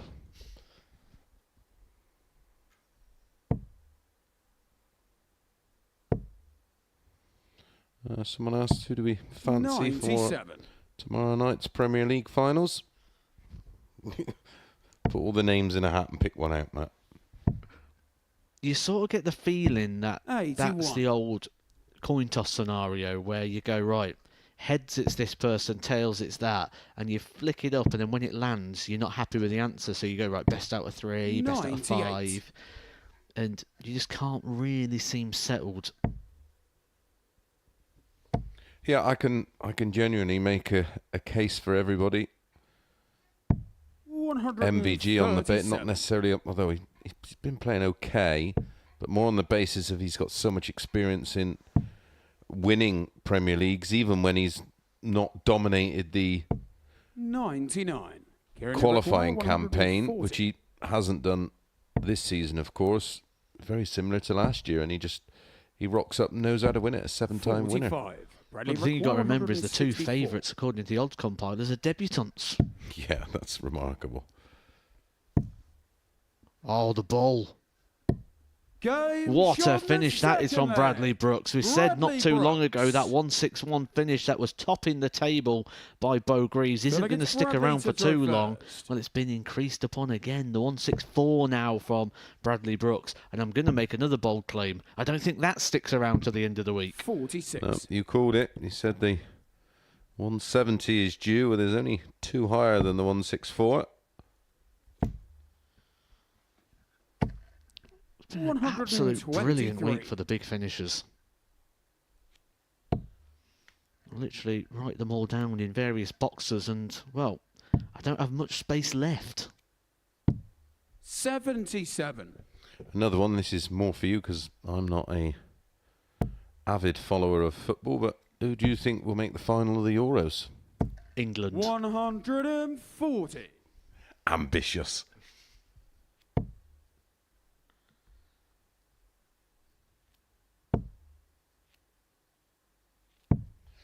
Question: who is your top 5 players hitting tops? Well, I'll start. On form. 140. Although this has been done actually, I think Lendl did these stats, didn't it? I think I'll go Price. Another full house there from Bradley Brooks, but I'd have to stick Ryan Searle in that category. Yep, shout. 58. Bradley requires 61. Will we see Bradley look at treble 7 potentially here? We do, and I don't blame him at all. Tops has been a very good friend 41. For him so far, but not on this occasion. Require 40.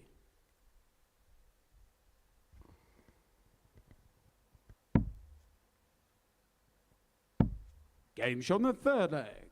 Kieran Teehan. Yesterday, Bradley Brooks. And until this point as well, Bradley Brooks, it just doesn't feel like he's going to miss when he's on that target. It's good to see that he's also going routes that leave him on that shot as well, the 61. 120.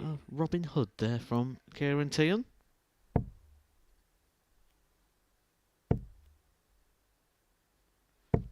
$81. We were talking about the benefits of different equipment, weren't we, the other day, and that is one of the perks of the all-in-one molded system. It eliminates that Robin Hood, and essentially with 60. The equipment Kieran Teehan's using here, having the ring on the end of the dart also has that opportunity going inside the ring. 140.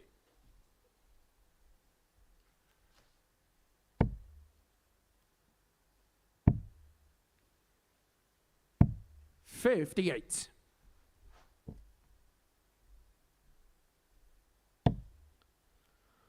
That's an inviting dart there for Bradley Brooks. Ideal. 140. No surprise to see the 140. Pierce has a lovely list here, which is hard to argue against. Gerwin Price, James Wade, Ryan Searle, and Robert Thornton in his absolute 99. Bradley require 140. You can't ignore Robert Thornton on that one.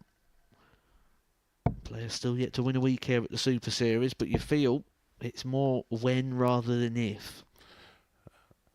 I wonder if Robbie's parents knows he's using the internet unsupervised. Robbie said the best players on double 20 are the players that win the most tournaments. Right. Okay. 139. Bradley require 40.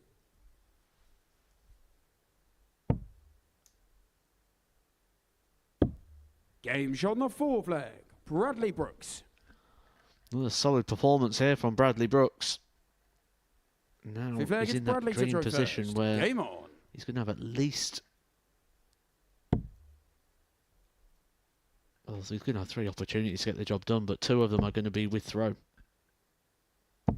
43. Oh, I like this one. Gemini's Undone. Mace, best boxer of the... Well, he's using the 4 kings, Leonard, Hagler, Hearns and Duran. The best boxer, 100. Leonard, comfortably. The best fighter, Duran.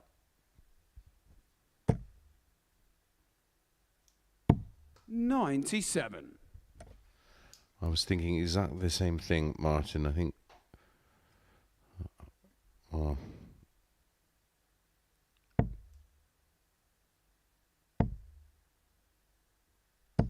$85.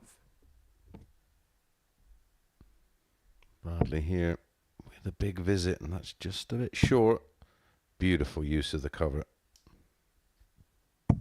134.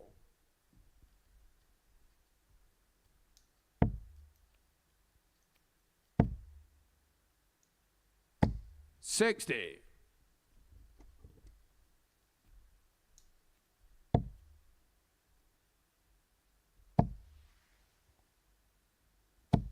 $180. Second maximum of the game for Bradley Brooks. Could put him to a point where the game might be about to end. Another solid performance from Bradley, 85. keeping his hopes alive up at the top end of the table.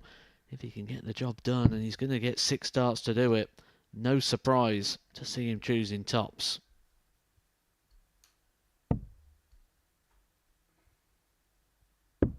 Game shot and Bradley the Brooks match. keeps his hopes Bradley alive up towards the top end of the table, moves him on to 14 points, moves him into second place, just a couple of points behind Bo Greaves, and the race for that top place continues. Solid performance there from Bradley, 50% on his doubles, including that big checkout of a 164. An average of 94.37 was too much for Kieran Teehan on this occasion.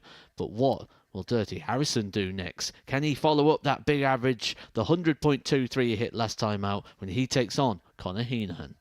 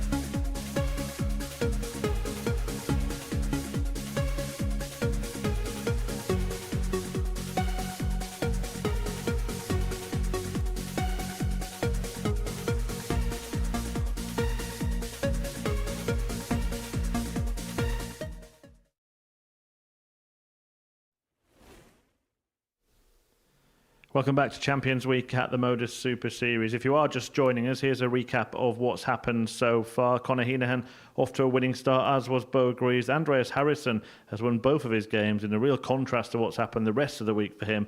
But it is Greaves who's turned on the style at the top of the table. A 4-0 win over Henahan in the middle of the day puts him under pressure to beat Andreas Harrison in his next game. In terms of the table, it is still Bo Greaves out in front, but both Bradley Brooks and Henahan just 2 points, so therefore 1 win behind her. Harrison continues to be the Swedish spoiler in the group. Looks like a race between the top 3 for that top spot, but there is an opportunity potentially for Harrison to force his way into Group B, and he'll have a great chance of doing that if he beats a man directly above him in the game we're about to witness. Henahan against Harrison in the company of Mason and Edgar. Thank you very much, Chris. Another fascinating tie. Henahan does have the opportunity here to join Bo Greaves on 16 points. Won't go top even if he did win 4-0, because he still would be on -3, and Bo Greaves dominant leg difference, currently sitting at +10. But if Harrison wins here, he goes within 2 points of a Group B qualification place, and he's 2 from 2 so far today. Conor Henahan won his opening game 4-3 against Davidson. 100. Then got an absolute drubbing by an outstanding Bo Greaves. I think that pretty much 60 sums up a pretty up and down campaign so far. You know, it's like as a player, you keep your eye on the ball. You just want to know who's doing what, who's playing well. And after the first couple of days, people, they don't look too in depth, but they'd look at things like the table and see Andreas Harrison at the bottom and think, maybe he's not playing as well. Well, today what he is doing is reinstalling that little bit of fear factor that would have been around him due to the fact he was one of the favourites to go on to lift the title this week. 125.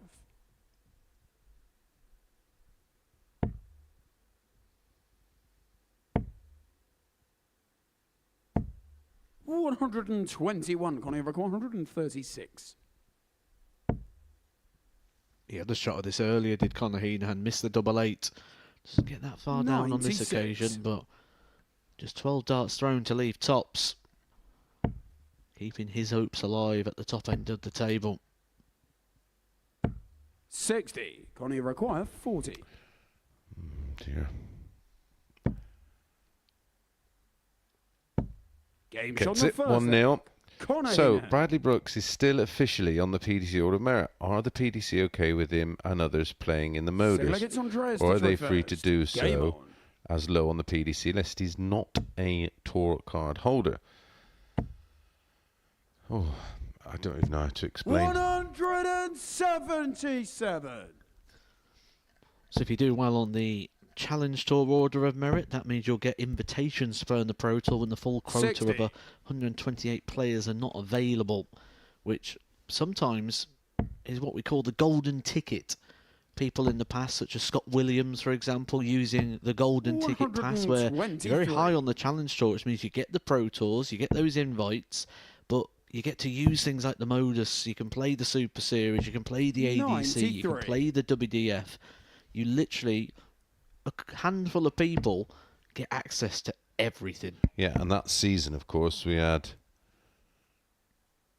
2 players with 2 cards who didn't play 85. any event. So he was guaranteed his spot in the Pro Tour via invitation on, like you say, the reserve, effectively the reserve 60. list, because of how well he was doing on the Pro Tour, and ultimately won his tour card via that. Yeah, outright. Got into the top 64. Speaking of tops, Andreas Harrison continues to put in big finishes. That's his 10th tumpless checkout of the week so far. Remarkable. Delegates Conor to throw first. Hi, Matt Mace. Mace, I played you in a doubles game 2 years ago in a pub near Ali Pali. Great fun. Question: when commentators talk about throwing a flat dart, what does that mean? Well, a player who who does it very well, who was one of the first players I think I can remember doing it, was Daryl Gurney. So effectively they would change the position of the dart in the hand to effectively make the dart, unlike these from Conor Henahan, instead of sitting up, go flat.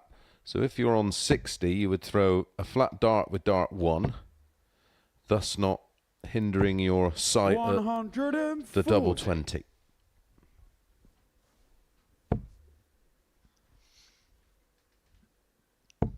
It's the evolution of the game as well, isn't it? Everyone's looking for the extra 41. percentage, because as we saw from the graphic at the start of the day, our Champions Week competitors so far can't be separated by anything other than that little bit of timing.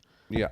Luke Littler also, I mean, I've seen him play a match doing it with the same darts, the same setup, just different grip position. 35. Andreas, you require 121.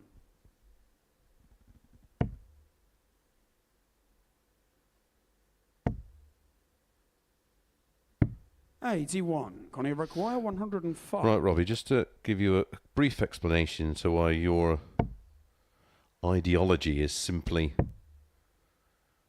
baffling and bonkers. 53. Andreas, you require 40. What if you don't like tops and you don't leave it? You won't have a stat on it, will you? Andreas Harrison.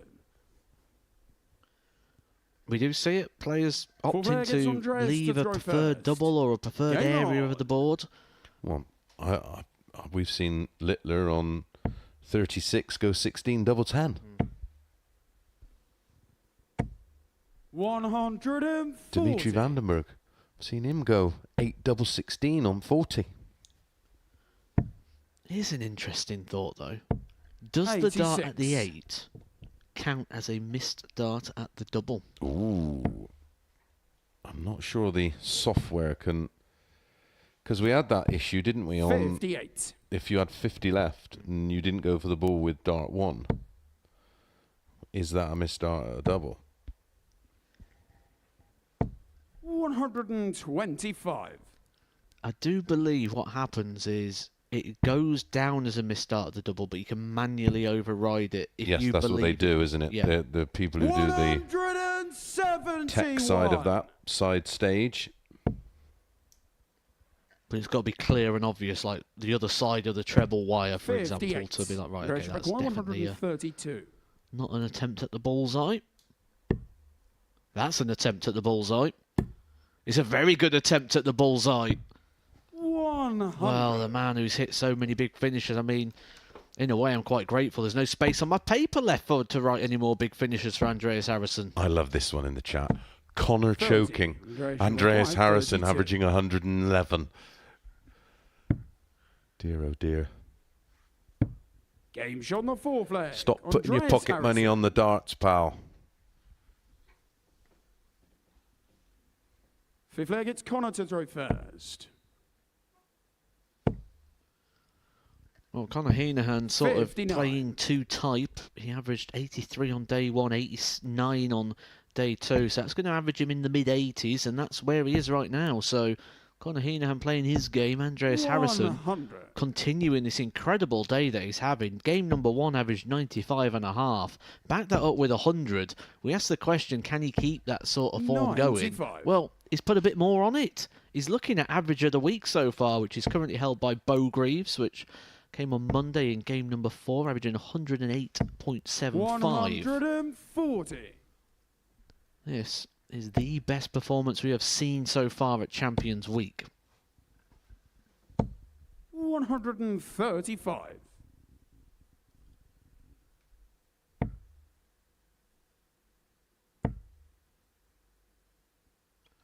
This is the Andreas Harrison we saw in 140. March when he took on Gary Anderson on the European Tour. Just looks so likely. Throwing a little bit quicker, moving a bit quicker, looking 96. confident. Andreas, you require 121. Everything just feels so likely. 76. So And you require 116 160. for Henahan to halt this juggernaut that is Harrison. who will return at 45. Andrea require 45. To get it done. Double 16 for a monster performance. In it goes. Wraps it up with a 15 darter. Isn't the best average of the week. It's his third ton plus average of the week and his second of the day. Well, who said he'd been done dirty? Well, he certainly is handing out the dirt here. 50% on the doubles, 106.59 the average, a 4-1 crushing of Conor Henahan, who averaged a very respectable 88.02, only given 2 darts at a double, and Harrison is now within 2 points of a Group B position. Up next, Bo Greaves takes on Kieran Teehan.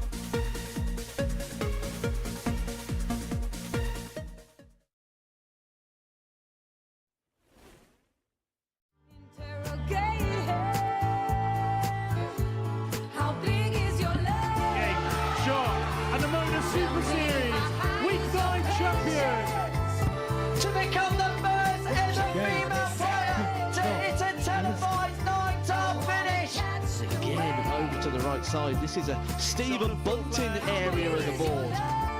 Fantastic dart from Fallon Sherrick. Fantastic finish from Fallon Sherrick. Generational talent, playing at the peak of her powers. 16. This is looking good, isn't it?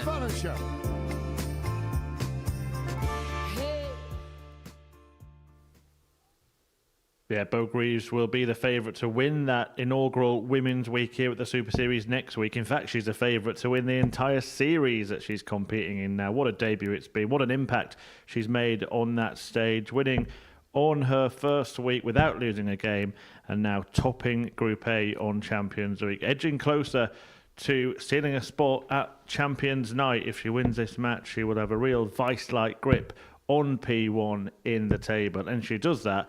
There will only be her and the 2 players behind her in contention to win the group. So Andreas Harrison, First despite leg, all his it's good work, Bo to throw it just seems a first. bridge too far. But may force Game his way into on. Group B. He's been producing big performances, but so has she. Have we got another one coming up here? Hand you back to Chris Mason and Matthew Edgar.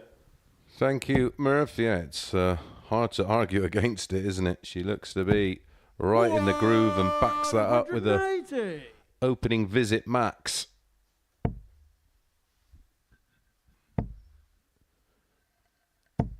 That loss for Conor Henahan could really affect his hopes now of winning this group, but Greaves still does have to play against Andreas Harrison. 58. Which could be quite the tasty encounter. That one coming up in, well, not too long. A couple of games' time. 140. Yeah. Up next is Andy Davidson against Bradley Brooks, and then Bo will be back against Andreas Harrison. 60. Well, Robbie says that Gerwin Price wins nothing apart from his fake celebrations. I'm sure he'll dry his eyes in that £5 million he's earned, pal. 130.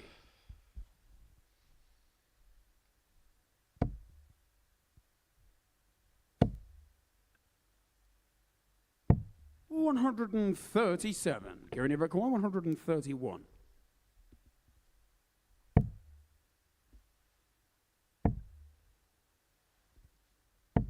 $55. Bowie requires 66.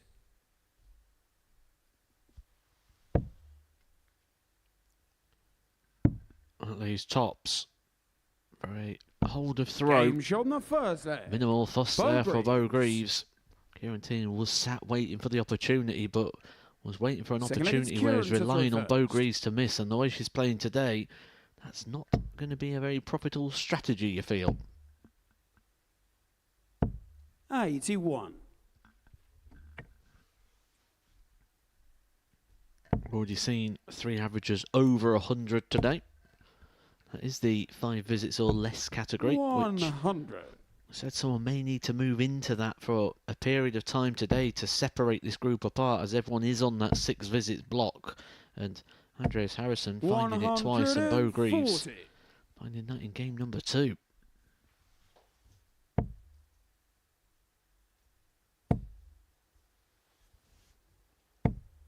$60.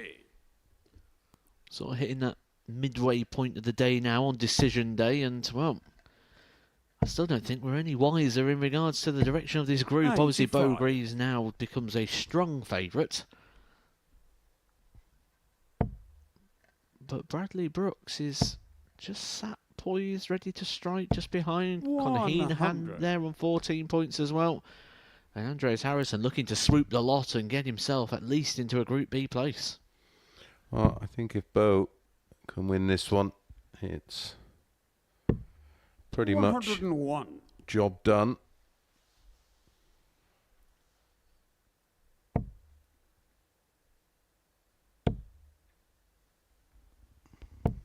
$100. Kieran Ibrahim, 94.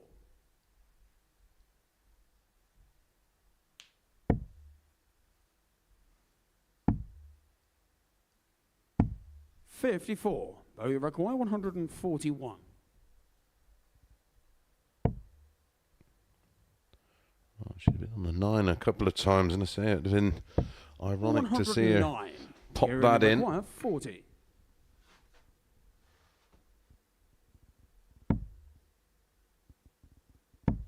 Game shot on the second leg. Kieran Teehan. Gemini's undone. Mason Third Edgar, leg, you it's Bo both to throw first. come across as well read. Who are your favourite writers? I struggle to read, so I'm not a big reader. 97. You, Matt? I'm exactly the same. If anything, because I'm such a slow reader, I find it really boring. 60. So for me, it's podcasts, audio books, if I'm going to do anything like that, or videos as a form of learning. But yeah, certainly with reading, if I get any paperwork come 60. through, that goes straight to the missus. It just gets forward on. Read that and tell me the key points, please, love. It's exactly the same. 133. Anything near a sheet of A4, straight over. When we bought the pub, I was like, right, babe. She said, this is really important. I said, well, just read it out nice and slowly and tell me anything that sounds 60. important. Just summarise it for me. Yeah. So for a period of time, certainly when I was going to Europe, I always used an agent for that reason. 41. It was just passed straight out. Just tell me the key points, please. Where do I need to be and when?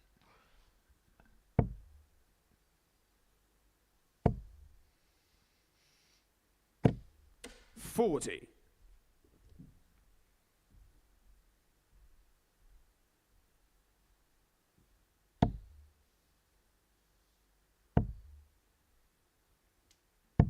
$131. They're in danger here of having the throw broken. Teehan first to a finish, and this is where you need to hit big to try and protect that throw. 100. Kieran require 136.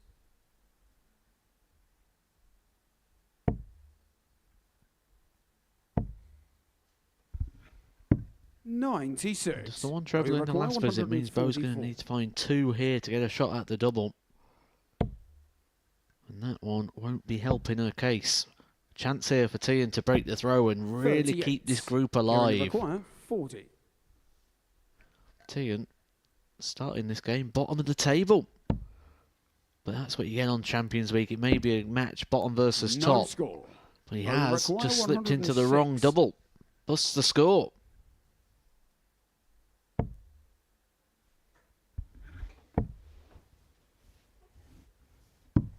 Game shot in the third leg. Bo Greaves. Advantage, Bo Greaves. On throw. Fourth leg, it's Kieran to throw first. Game on. Touch of quality there, wasn't it, from Bo? Just when she was facing a little bit of jeopardy. Finds a 58. tumblers check out her 4th of the week and her second 106 finish of the week. Isabel, I think Robbie needs a little bit of a 100. timeout on the naughty step.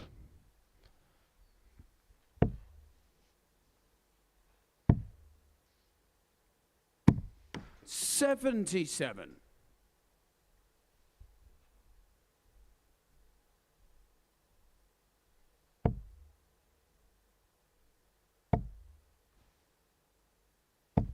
$140.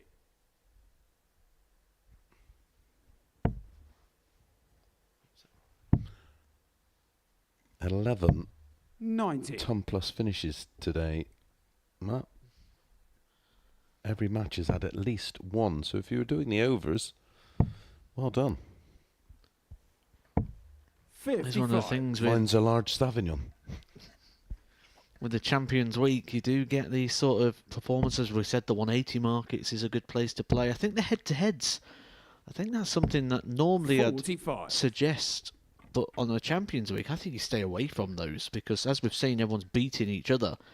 And when you're looking for like an amount of 180s or you're looking for a big finish, you're likely to get more legs 138. because the standard's so competitive. We don't really see many 4-0s on a Champions Week. 45. Bo requires 68. Proven winners battling it out.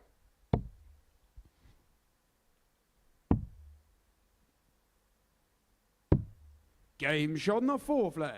Well, Bo the doubling Greaves. from Bo. The scoring power coming off the top a little from her Fifth leg, last it's Bo game, to but throw 3 out of first. 4 on the doubles Game is on. outstanding.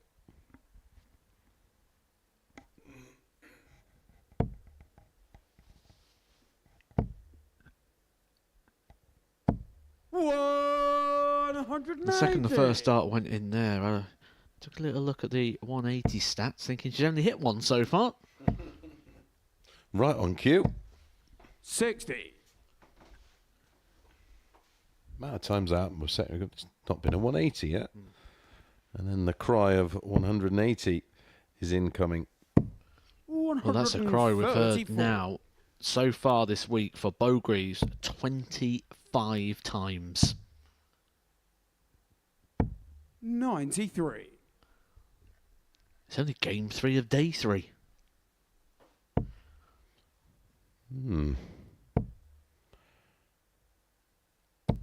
140. It's a serious number.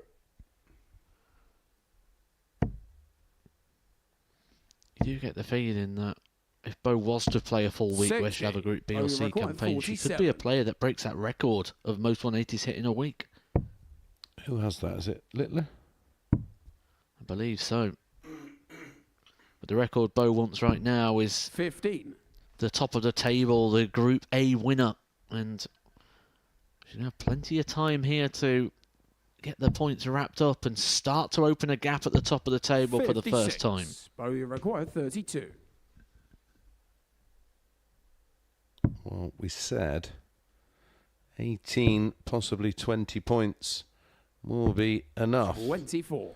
If Bo can convert this lead into a win, she moves on to 18 points with 2 to play. Could possibly get to 22. 85. Bo, you require 8.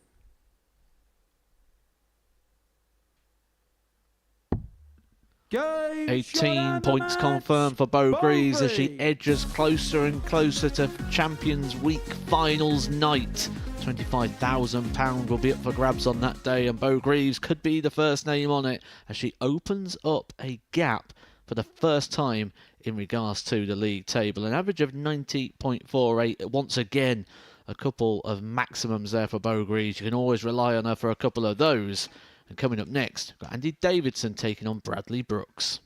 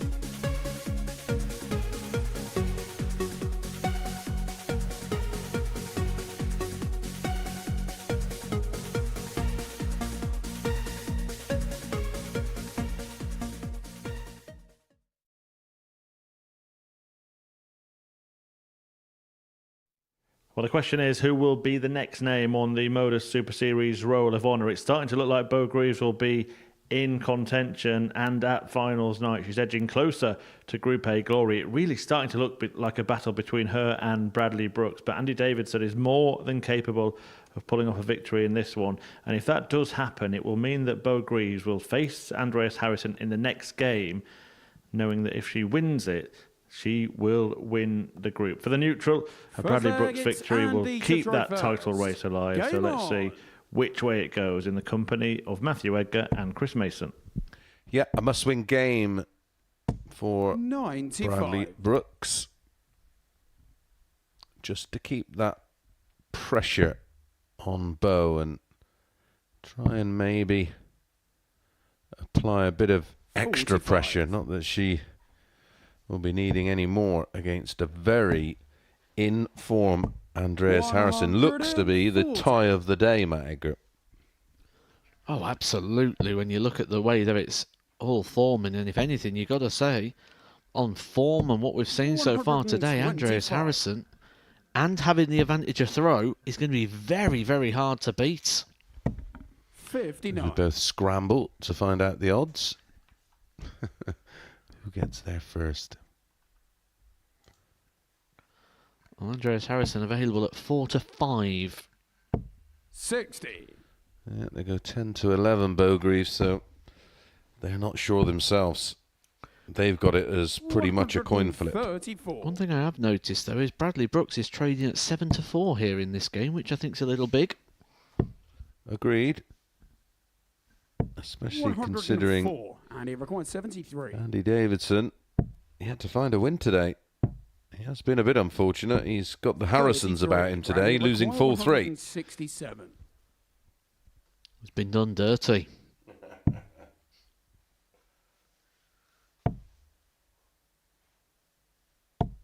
$44, and he required 40.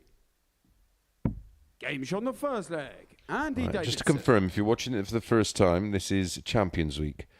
12 champions have been crowned over the previous 12 weeks. The top 6 of that 12, in terms of qualifying campaign averages, playing Group A. The winner goes straight through to Saturday night's final. Positions 2 and 3, after 3 days of action in Group A, go into Group B, which is played on Thursday night at 10 o'clock. Perfect timing for you darts fans. The Premier League should just be about finishing. 41. And they will be joined by 3 of the other qualifiers from the qualifying campaign, making a group of 5. 3 from 5 qualify from Group B, making 4 if you take into account the winner of Group A.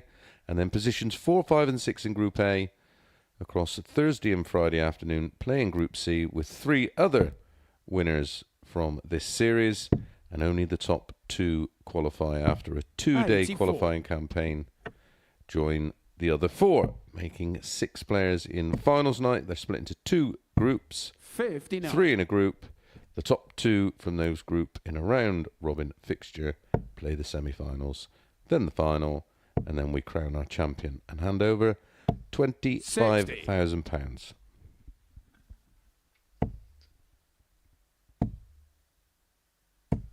$100. I think that's a question I'd love our social team to be asking the players. What would you do with the £25,000?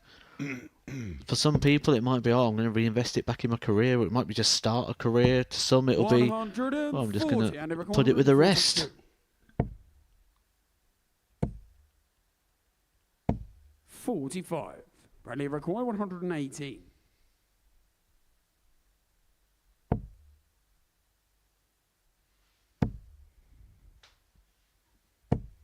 $43, and he required 97.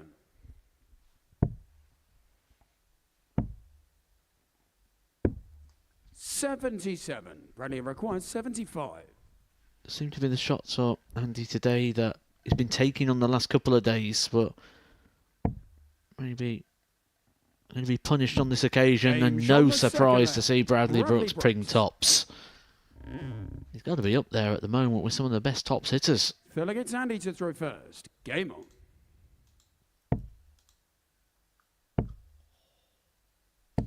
$95.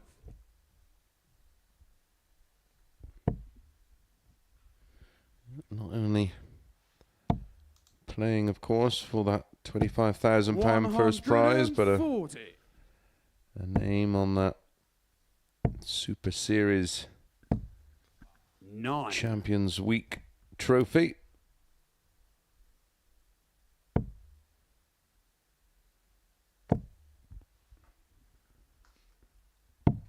59. Conan Whitehead, of course, seems like a long time ago now. Our first Champions Week winner. 60.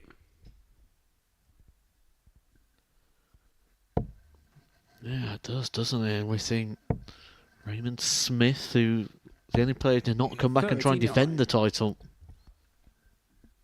Littler with a couple of titles. Jim McEwen. 54. Yep. Yeah, don't worry about the numbers watching. There's a glitch with YouTube today, not just affecting us, but affecting 134. all the other live broadcasters. 140. Bradley Brooks 129.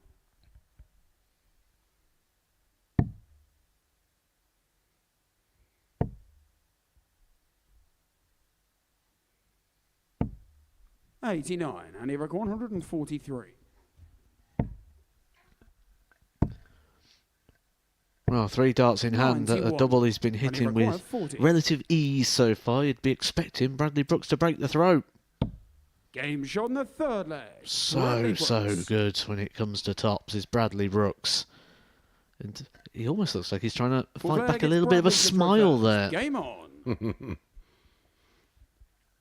Maybe he knows the conversation we're having right now, and he's... Because sometimes you do, don't you? You're aware of 59. things that are being said when things are going right, and almost a bit of a smiling appreciation 60. to himself. Absolutely. Remember, he trailed 1-0. You can see why it's 85. lots of 180s. And then we can see the stacking style. 140. It must be lovely that when you hit a treble 20, there's just the whole bed staying up. There's no barrel in the way. Yeah, I used to throw that dart myself, a flat dart, when I used to play with a slim flight, so I can 100% vouch for how nice and inviting it is, because you can almost just loop or float the dart as well, just over the top. It's just a lovely feeling. 60. Yeah, it wasn't a lovely feeling, as you well know, stood behind Taylor watching them.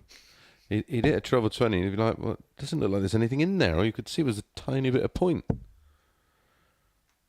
the reverse of that, nearly right on cue. Mace and Edgar. Going off Littler's, it's Matt or Mr. 92. Edgar. Going off Bradley Littler's Brooks amazing success, that's either Mr. Littler or Luke. Do you think he could hit £10 million within 5 years, including sponsorship? I don't know what he's going to do with the other 3 years. 41. And he's going to take him 5. Yeah, exactly. Is he only going to play for a couple of years then? 57. Bradley I think he'll be there within 76. 2. Yeah.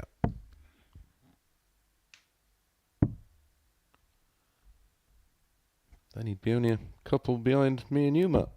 56. And he required 92.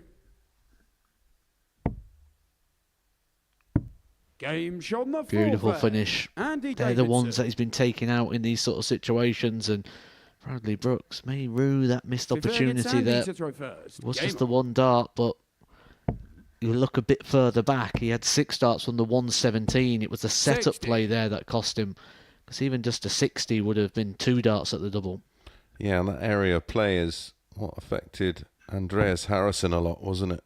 It was that approach play, the setup shot, to either leave a double or a comfortable 2 dart out. 96.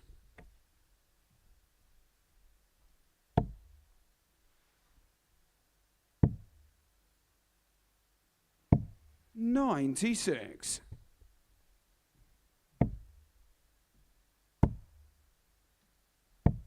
56.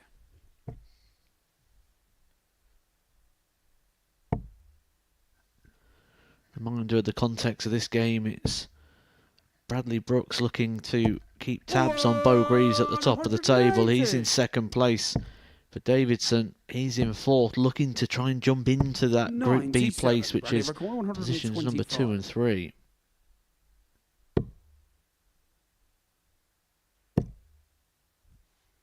Emmett says taxed on tournament 89. winnings is bad form. Why? It's a job. No different to footballers, tennis players, snooker players, pool players. 140. Bradley required 36. Game shot on the fifth leg. Bradley Top Brooks. corner. Sixth leg, it's Bradley to throw first. Ideal. Ideal for two reasons. One, because it had the bed completely open and expecting of more to follow. But the other, in that sort of situation, when you're throwing for the match, when you get the treble with the first dart, it just relaxes you into the throw. Because you know you've done the minimum requirement. You've got that big power treble. And look at him go now, Bradley, steaming towards the finishing line. 100. We do show the group table when we feel it's relevant.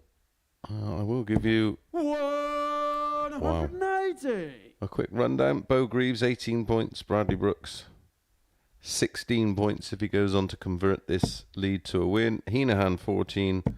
Andreas Harrison, 12. Andy Davidson currently on 10. Teehan on 8. 90. Bradley require 81. Well, 7-4 felt a bit big on Bradley Brooks, and he may be about to cash that in. And he loves tops. 41. Not this time. And he require 135.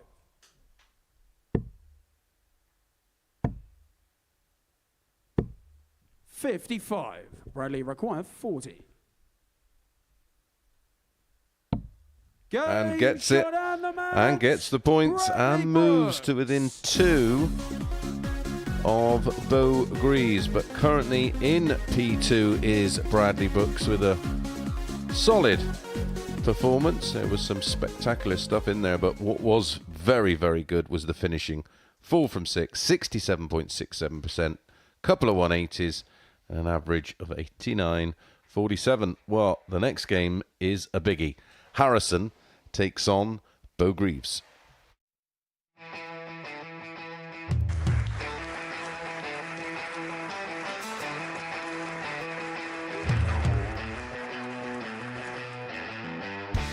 Hang on a minute. Wow! Oh my God! Well, that's £100 down the drain already. Itching to hit the 180. He's gone for the maximum.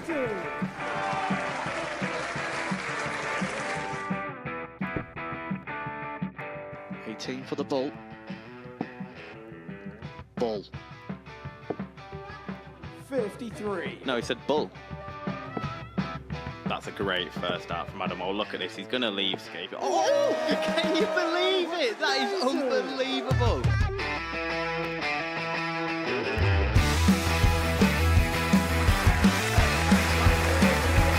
Get match darts to put his team into the final. And through to the final they go. Charlie Murphy has hit the match-winning dart on both occasions. Double 4 for the title. Game shot out the match. Please show your appreciation for the winner of the Influencer Pairs event, George Scaife and Adam Lipscomb.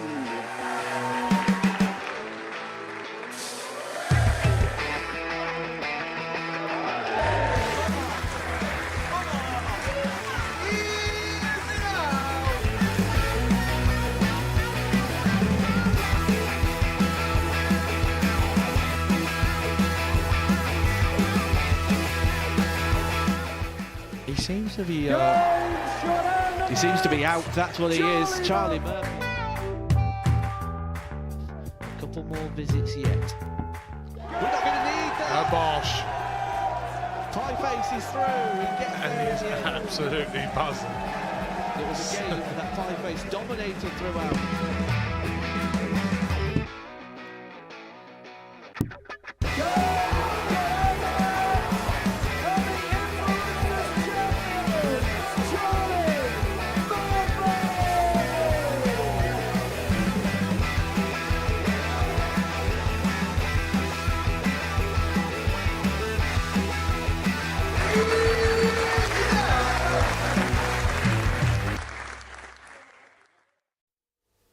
All set then for the big finish in Group A, and it's been a group about big finishes today. 11 ton plus checkouts, Matt. Players are turning up, particularly the two we're going to see next, Bo Greaves and Andreas Harrison.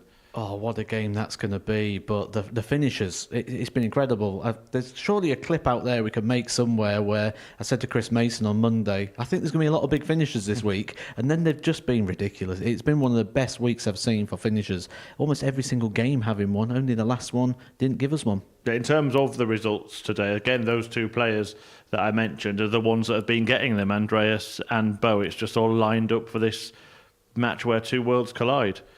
And that one really could come down to the advantage of throw. That's going to be in the favour of Andreas Harrison. He's had back-to-back ton-plus averages. We know he can keep that going. We've seen it from him before. So this is going to be a real big clash where it's not just important for the players on the stage, but people like Bradley Brooks, who's just put himself a couple of points away from Bo now. He's going to be watching this with some real key interest, because if Andreas Harrison can win this, he's got his own battle trying to get into Group B, but he could really upset things at the top of the table. First match Bo Greaves played, I heard Chris Mason in comms say that she won the game, but she left the stage, she looked a little bit edgy. Do you think there is an extra determination for her to win this group and get those 2 days off? I think the big problem for Bo in game one, she felt slow. Moving around slow, the action was a little bit slowed down. It was like she was trying to be deliberate and make sure, and just went back and had a bit of a word with herself there and came back out and played a lot better in game 2 and 3. And I think there's probably that big factor. We know she's here next week as well for Ladies Week, so maybe doesn't want to have the 2 full weeks back to back. So I think it'd be a big benefit for her to get through this. And there's no guarantees this week. You're in a group of champions. That Group B and C, they are going to be very, very toughly contended. Yeah, everyone's coming for you, aren't they? Bradley Brooks is a player that's trying to stop Bo really in this group, and he got the job done before the break there. Really good performance there from Bradley Brooks. I've been impressed with Bradley because day one, it was the Bradley Brooks I expected to see. When I look at his recent results and form with what he's doing on the development tour and the challenge tour, by Bradley's standard, it's not good enough. And the averages he's been putting there as well, it's been in the 70s and the 60s. And what I saw from him on Monday was the Bradley Brooks I'd expect to see on the evidence of those results. Head down, getting bogged down with performance very early, but came out Tuesday a completely different guy, and today he's got such fight in him. It's really, really good to see, and he's sort of re-emerging again this week. Yeah, well, let's have a look at the table. Bo Greaves has remained top of it, 2 points clear of Brooks. This is a big game, really, for Bradley Brooks. He's not in it, but he'll be hoping that Andreas Harrison continues the form that he's shown and gives him a chance to get level on points with Bo when he plays next, take it right down to the death. If Bo does win, that will mean Conor Henahan can no longer win the group. So we are really looking at a 2-horse race now, aren't we? Yeah, but the big thing here at the moment, the second deciding factor, so obviously the player with the highest points goes through, but should the points be level, it's going to go into leg difference. At the moment, Bo Greaves got a sizable difference of 7 legs. So it might not even come down to wins and losses. It might come down to score lines as well. And if that does happen, Bo's got a big head start. Just quickly on this one, Bo Greaves and Andreas Harrison may well go their different ways, whether she goes through and he plays a Group B, whether she plays a B and he plays a C. But if he carries on this level of performance and does it against her, does it just plant a little seed for a potential Saturday night meeting?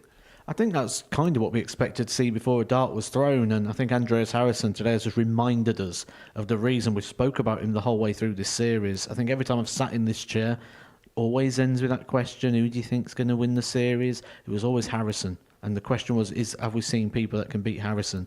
Well, we're seeing the Harrison today, which is why I was backing him all the way through, and I expect to see him come out here and put in another big performance, and I wouldn't be surprised to see him in 3 figures again on that average. Right, there we go. Let's get the potential match of the day underway. Matt is going to head back to comms to join Chris Mason. Thank you very much, Chris Murphy. And I am thoroughly looking forward to this one. Already had a couple of battles across Monday and Tuesday, but this is very much a different version we're seeing today, or the expected version of Andreas Harrison. First leg, it's Andreas to throw Danny first. Spring in the chat. Game Matt, on. good timing, has got quite a skewed idea about sport and wages. But footballers get paid a wage. Dart players get winnings from competitions. We don't pay tax on lotto or gambling. That's winnings, not earnings. Well, there you go, mate. So all that tax you've paid, you want to bring them up, and all the snooker players and all the golfers. Now, say, hang on a minute.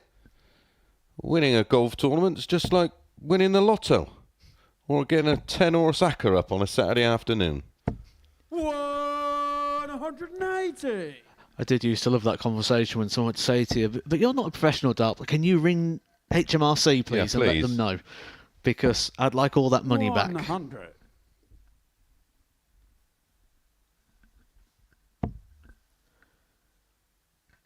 It was a sizable amount, nearly a year's salary up for grabs this week. Well, including all the fees and group fees, you'd say it is a year's salary. Yeah, all the bonuses.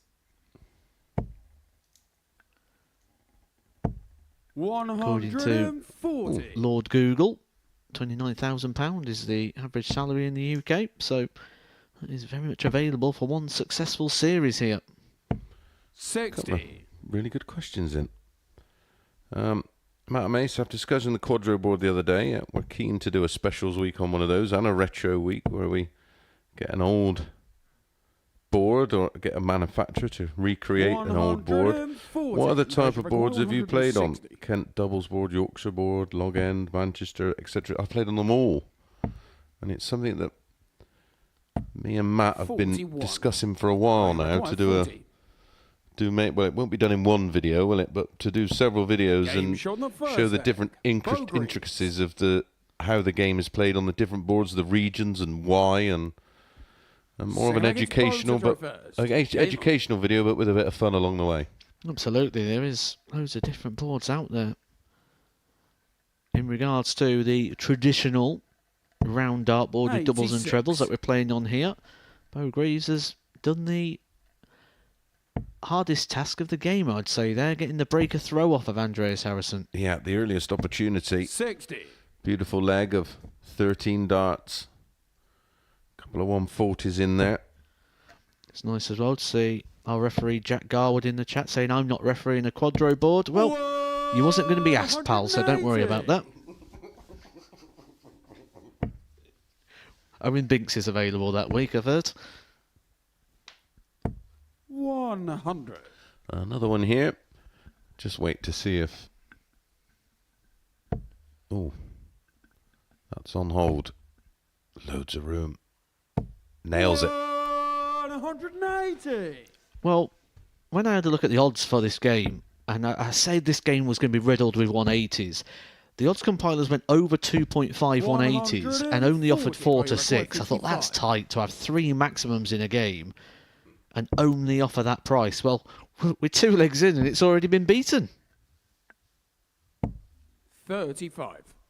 Yes, Matt Mace, would you prefer to win Group A for the 2-day rest or Group B and C to keep the rhythm for Saturday night? I'd prefer the 2 days off after 3 days of Group A. Absolutely. I'm fully in agreement. But I want to get in that final as quick as possible. It's completely subjective. Some people will tell you the opposite, but I'm completely in agreement with you there.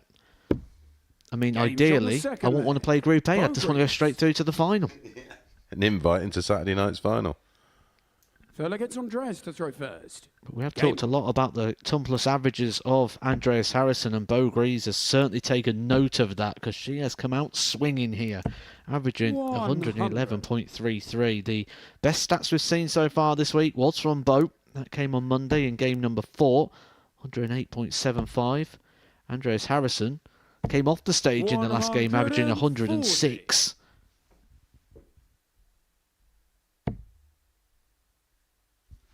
There's one. Mark Wilson. Hi, Mace. First time chat. I play darts, but now unfortunately have to use a wheelchair. Where's best to contact about wheelchair darts? It's the World Disability Darts Organisation. Yes. They also do a lot of disability darts on the WF circuit as well. Yeah, WDDA is the World Wheelchair Darts Association. They're on Facebook, I do believe. There's some brilliant things being done for players who unfortunately either have are now in a wheelchair or have used one. I think that's absolutely brilliant as well. And again, that's fantastic inclusivity. Well, we say this is the all-inclusive sport at all time where, regardless of age or gender, there's an opportunity. And, well, it probably is the most inclusive sport when you look at all the different organisations that are out there now, and more forming all the time to make sure this sport is very accessible any point of the world. Andreas Harrison is not taking this laying down. It's not that Bo Greaves just took the foot off the gas in that leg. She actually rose her average to 113.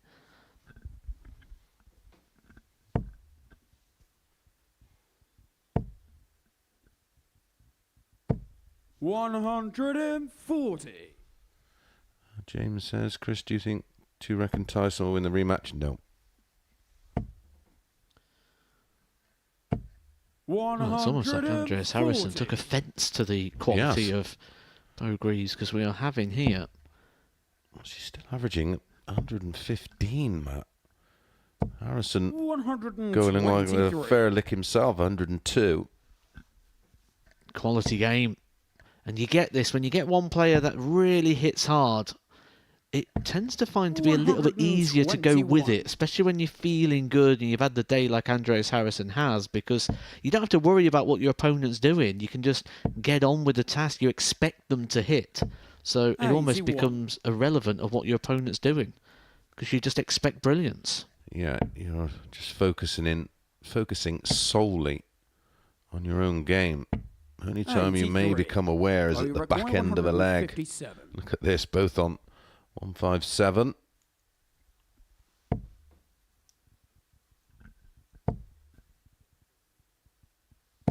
$60. Andreas, you reckon 157. Oh, she still left herself a bit to do. He needs a treble himself. Doesn't get one. Oh, you reckon 97. Feel like neither player there really able to land a big blow on that exchange.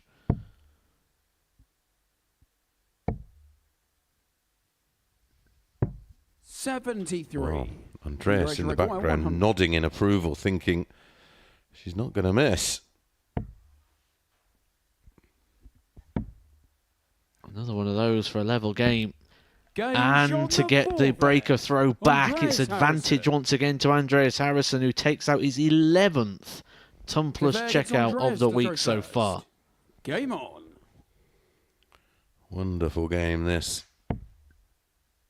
Living up to all of our hype and expectation. But when the standard's as high as it is in a game like this one, with the importance that it is, that is a missed opportunity for Bo Greaves to just get the one dart at the double there from 157. 6 darts, 157, and they're the differences when we look at the levels between what is good players, international players, and Pro Tour standard. Yeah, when we dissect the fine margins of if, and it's a big if, that Bo goes on to lose this one, then we could look back at that being a huge moment in the match.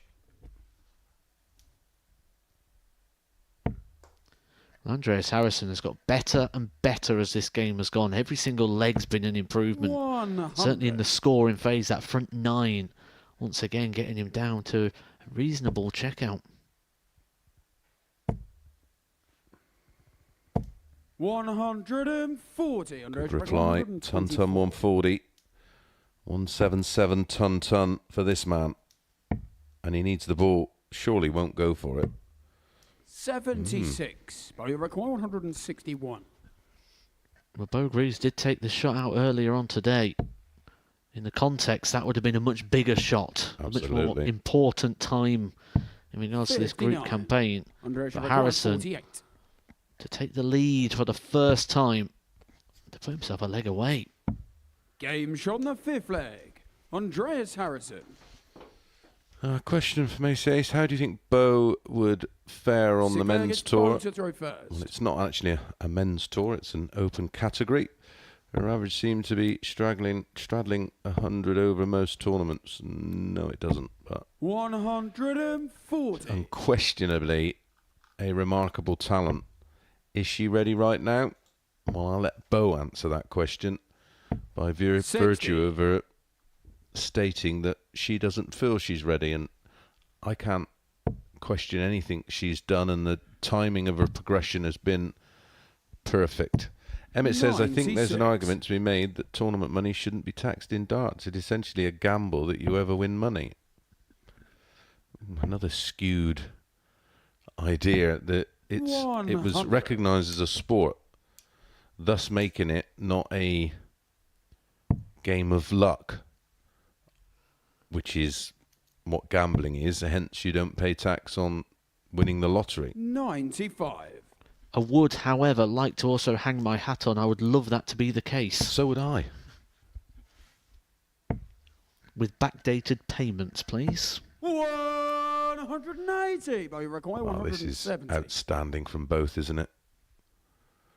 And this would be some way to level things up. We said it was going to go. 122. Andreas, you reckon 161. Very high quality. Both players averaging over 100. Bo Greaves is in a situation now where you almost feel it's hit or lose.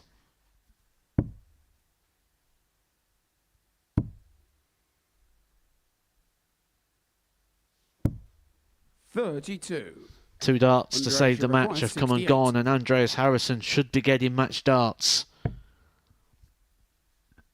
It was 2 darts to move on to 20 points. 48. Bo, you require 16.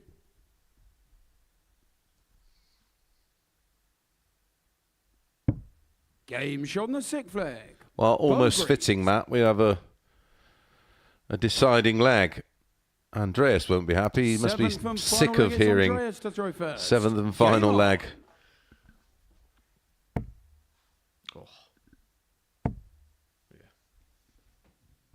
180. A fifth of the contest. 3-2. Harrison leads in that column. Brilliant reply. 140.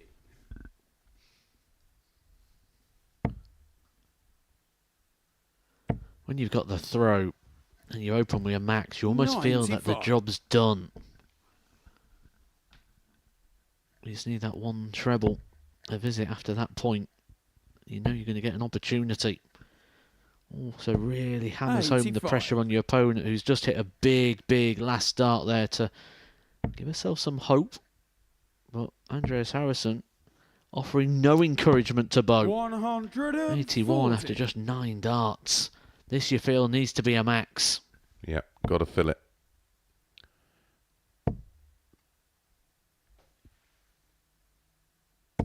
$100.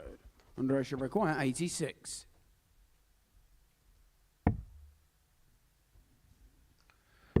Yeah, I think that's the right play with Bo back on 46. 176, almost guaranteeing 3 at a double as long as you hit at least the 25 and the big 17, but it's going to be 127. Well, it's still pressure, isn't it, Matt? 40.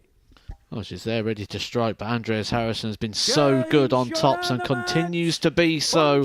What a quality game there from both players. Both players had a lot to play for there in regards to what they're going to be doing for the rest of the week. But for Bo Greaves, she leaves the stage with a little bit to ponder and work still to do. Andreas Harrison can be happy, he can be smiling. He's averaged 102 in resisting the challenge of Bo Greaves, 105. A quality game there from both. And Andreas Harrison hits his 3rd 100-plus average in a row. He is right on song today.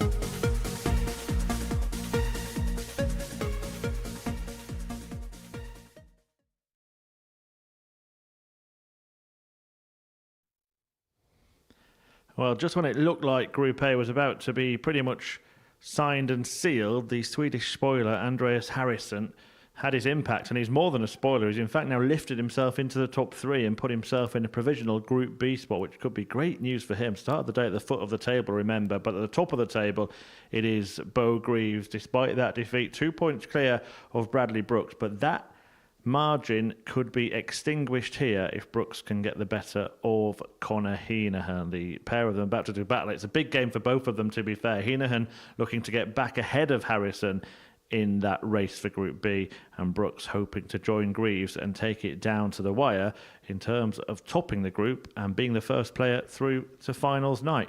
Chris Mason and Matthew Edgar on hand to talk you through all the action. Thank you, Chris. Yeah, just gathering our breath from what was a wonderful game. It was a game we picked out very early in the day to be one to relish and wait for, and my goodness, didn't it live up to all of our expectations. Tremendous performance from both. Ultimately, lads, follow that. Well, you can only say good luck, really, can't you, if you're trying to follow that in terms of the performance. But once again, it's happening, isn't it? That middle point of the day is where the players are really coming alive. Andreas Harrison, though, is in potential record territory, isn't he, here, for the best running stats of the day. 3 of his averages have been over 100, and his lowest has been a 95.47. 80. Ooh. Yeah, it's been an outstanding day for him, and one we did expect. It didn't quite work out for him across Monday and Tuesday. But what really has impressed me, Matt, is the mentality of the man. After, I wouldn't have been surprised if he'd have come in here and just thought today, oh well, it is what it is, and just sort of went through the motions, but he's had other ideas, and those other ideas have now put him in a Group B qualifying position, which is, in terms of qualifying for Saturday night, absolutely huge.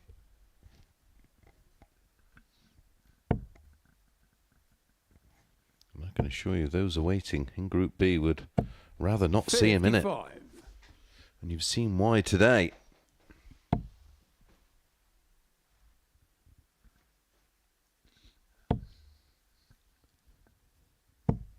$43. But Bradley Brooks here with an opportunity to get points-wise level with Bo, but that leg difference, the second deciding factor. Bo Greaves did manage to get 3 legs off of Harrison, and that could become vital. Even in defeat, she's not been losing heavy. 58. Connie require 145.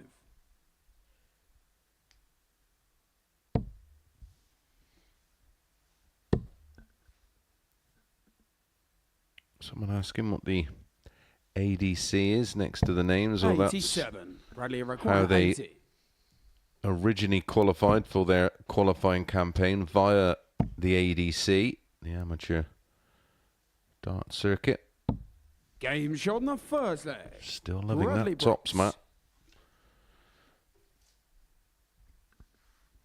Second leg, it's Connor to throw first.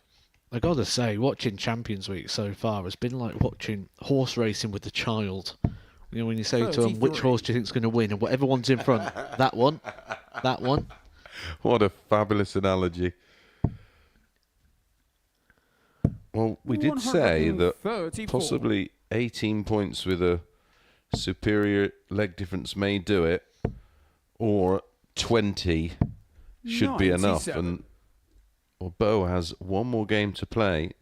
It is against Andy Davidson.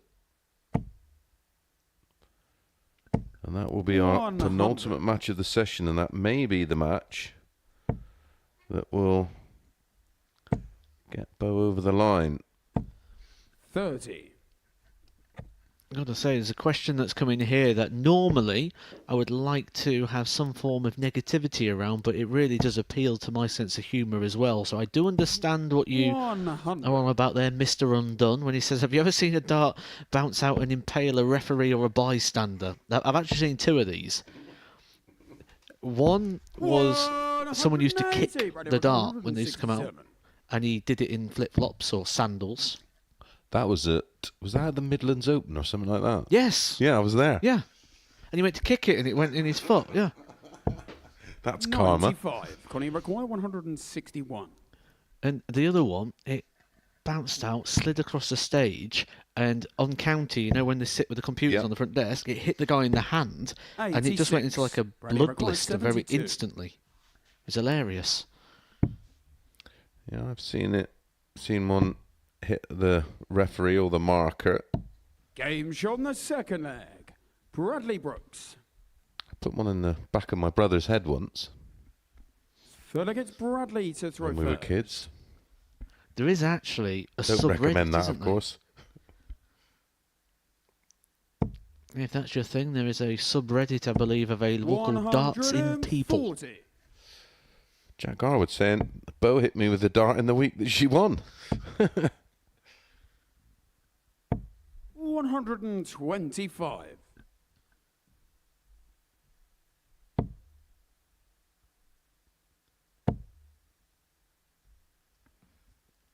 It is one of the things that you worry about on the various tours, because sometimes you're out there and you're chalking so close to the board and darts are flying all over the place. I hate it. 58. I tell you, the ones who are brave, the volunteers that work at the academies. I attend one on a Monday night, and there are some real youngsters there playing darts, and they don't flinch. You know, my luck, I wouldn't get away with it. I'd come out looking like a hedgehog. 40. Bradley requires 60.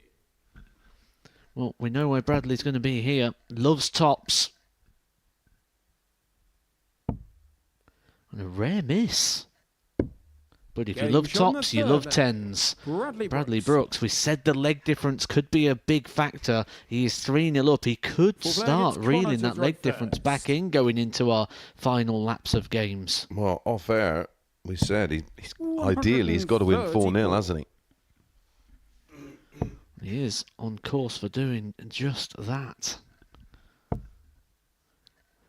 The only saving grace that Bo Greaves would have is the fact she got 3 legs off of Andreas Harrison, but it would make for a very exciting conclusion.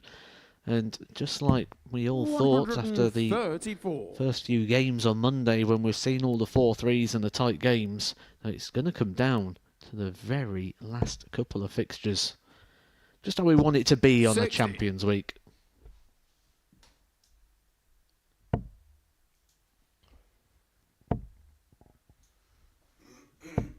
$95. Got a question here from our Bick. Says, how often do you throw darts these days, Chris? Well, I've been with you now for about 4 days, and I don't think I've seen your darts case yet. See me suitcase, that's about it. I did bring them, so the idea was there to play, but they're still upstairs on the bedside table, unfortunately.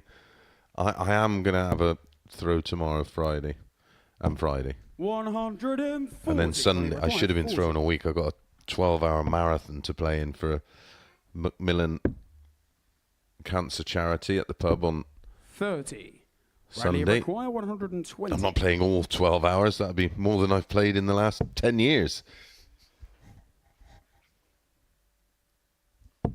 But while I'm home, I am playing a little bit more. 60. Play on a Tuesday, bit of league.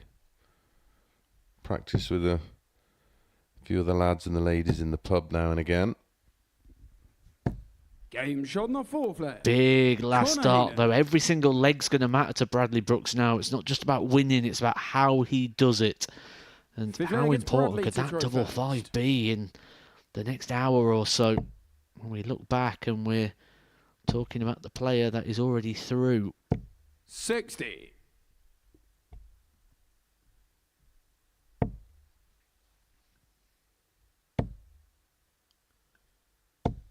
85. And I wonder how much of this situation Bradley Brooks knows as well in regards to his positioning. 123. As he looked at the table and thought, I need a strong win.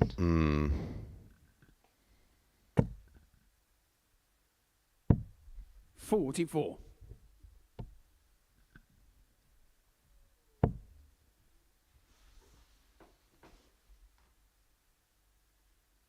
He doesn't like that one. Literally, that one. He doesn't like it. 81. Yeah, I like dart 3 though. 135 point lead. 90.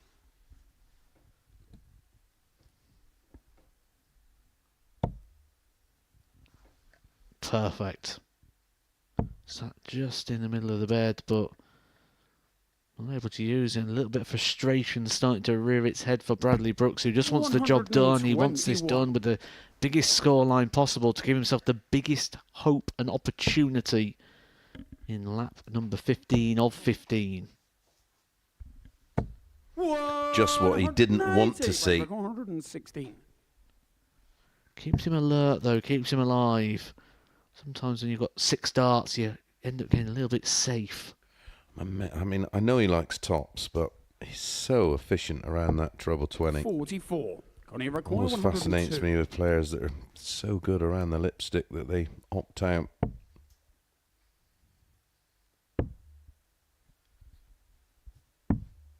$66. Bradley requires 72.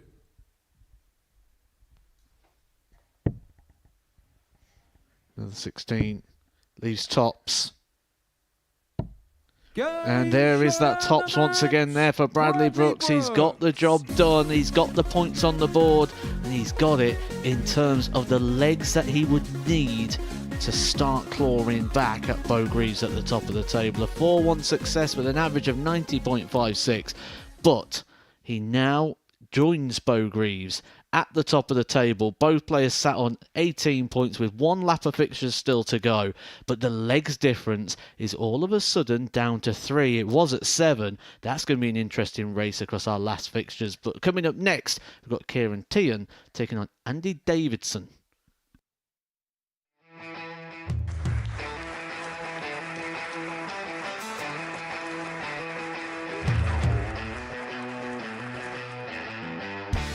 Hang on a minute. Wow! Oh my God! Well, that's £100 down the drain already. Itching to hit the 180. He's gone for the maximum.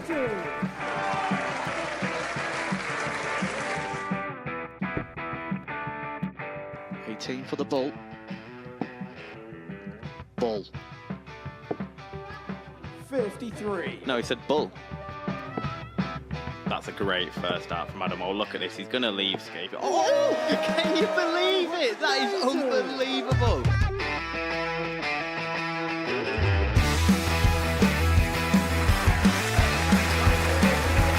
Get match darts to put his team into the final. And through to the final they go. Charlie Murphy has hit the match-winning dart on both occasions. Double 4 for the title.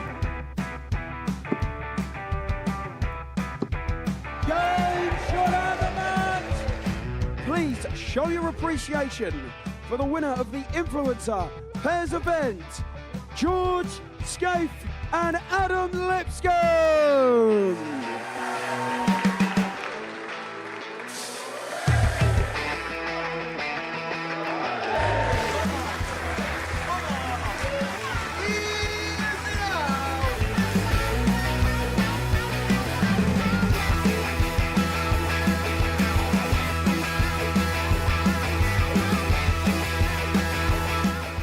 He seems to be out. That's what he is. Charlie Murphy. A couple more visits yet. We're not going to need that. Bosh. Pie face is through. He gets And there he's in the end. absolutely buzzing. It was a game that pie face dominated throughout.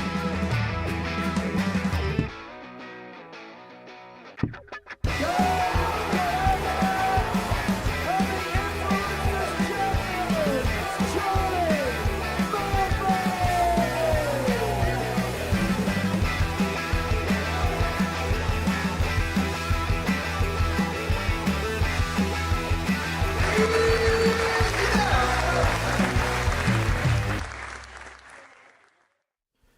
Well, the action continues, and we will know in a very short while who will be the first player on that Super Series stage at Champions Night.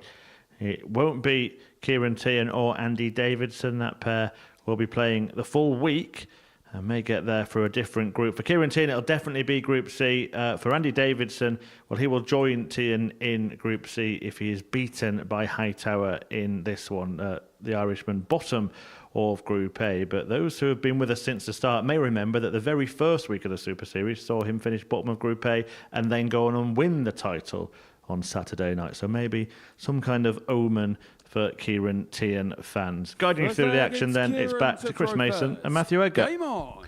Thank you very much, Chris. Well, for these two, it's just all about building 140. up to their campaigns across Thursday and Friday and trying to get a bit of confidence. Also going to say massive thanks to all the team here at the Modus Super Series who've donated a signboard from every player involved this week for our Macmillan charity event at the Prince of Wales on Sunday. Everybody's welcome to join if you're in the area of Ilkeston. Jonathan asked, is there a link where we can donate to the sponsored darts on Sunday? Chris, there is on my Facebook page. 137.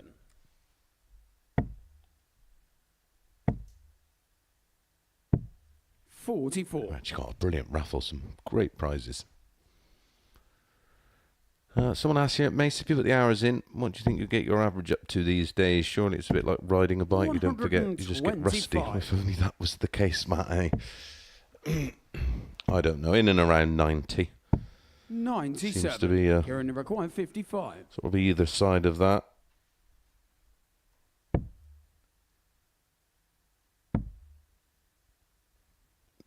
Not enough to compete with this lot, that's for sure. I think the biggest problem is the mental side of the game that goes. You lose that competitive edge. You lose that sort of confidence in situations almost where 44. You'd say to yourself, right, I need to do this or I've got to do it. And when you ask yourself the question, you don't tend to have the answers. No, there's just no, because you're not in that scenario and situation often enough. And when you keep putting yourself through it, you almost can play without any emotion. And when I play now, I will them in. Please go in. Please. Pretty please. 64.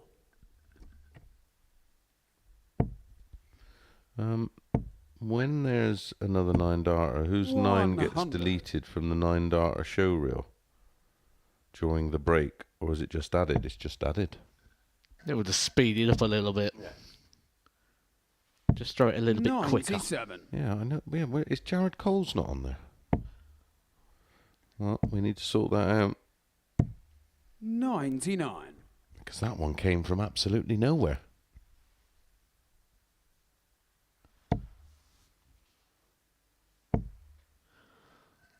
Yeah, to be fair, if I hit one, I'd want mine on repeat for the whole of the 2 minutes 40. Double 19. 139. Been for another big check out for the week. Teehan, the man who's bottom of the table.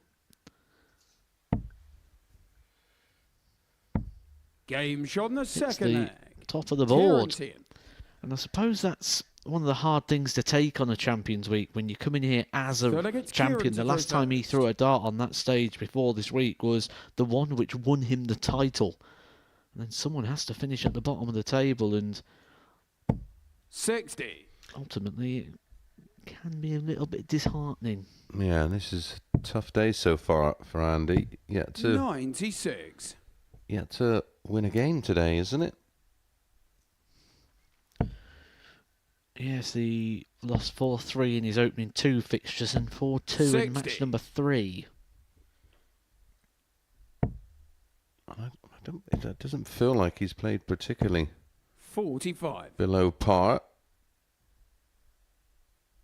Edward wants to know how do you play a player rather, or how do you play the board rather than the name? You hear this a lot, just play the board. I mean, that is great advice if you can do it, but ultimately you'll end up playing what's in front of you, and you end up just playing a game of beat the score in the end.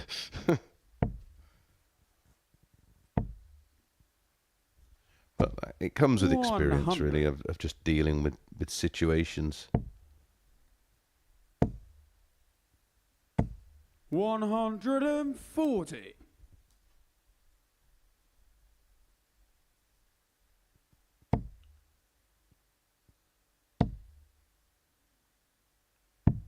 $59. And you require 120. Not surprised to see him go ball there. The angle of entry of the darts really did block up that treble 20. 50. Kieran, you require 164. It's the biggest danger of a flat lying dart. It means you can't go above.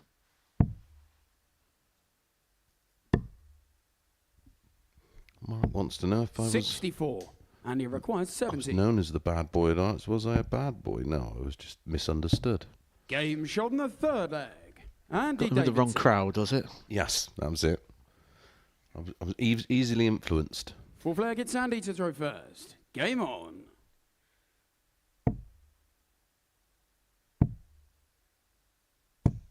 $58.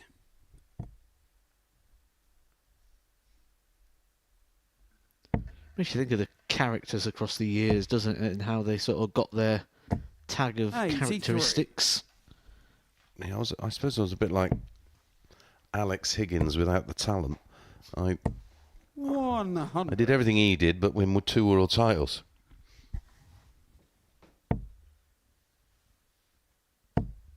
Yeah, I just didn't like authority and 29. didn't like going to bed. Hence my book, if I ever do one, will be called Bored Stiff, but 90. not as in, as in the dartboard, but meaning bored. You thought a bit into this, haven't you? That's not just come off the top of your head. No, that's definitely going to be the name of the book. I just don't think it can happen until I'm brown bread.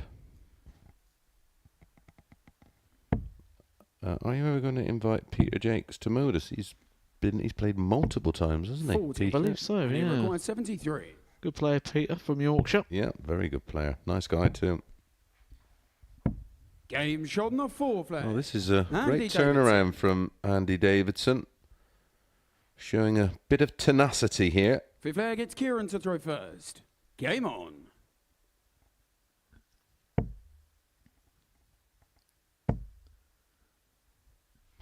Oh, wow. Tim asks, first time attending on Saturday, fellas. Are there any other bits going on in between doors open and first game? 180. I'll answer that maybe in 20 or 30 seconds or so. 139. Because we're being teased to a 9-darter once again. We've been teased to a few, but it's not going to go on this occasion. 96. Yeah, there's a little 9-dart challenge. Yeah. The social room. You'll see all the players mooching about, chatting with their family and friends, and you'll see myself and 96. Matt knocking about, as well as Chris Murphy, and Alan Binks will be about. 53. Kieran, you require 86.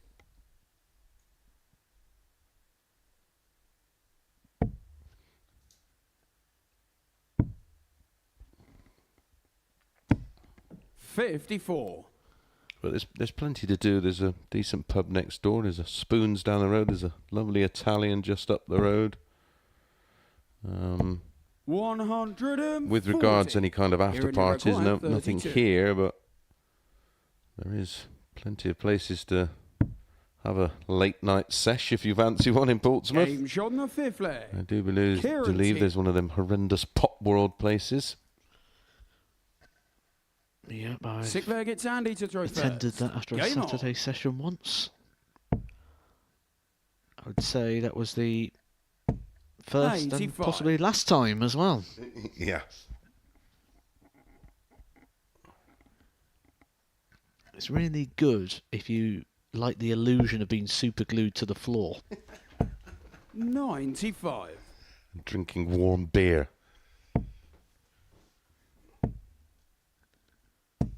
140.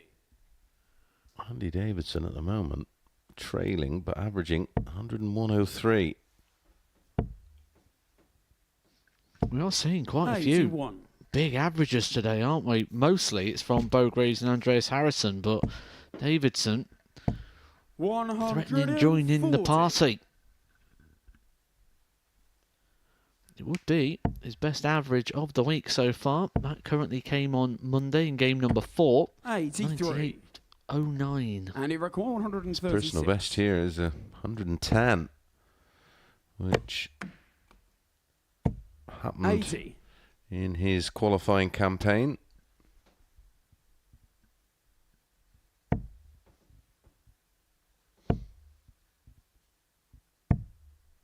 .44, and he required 56.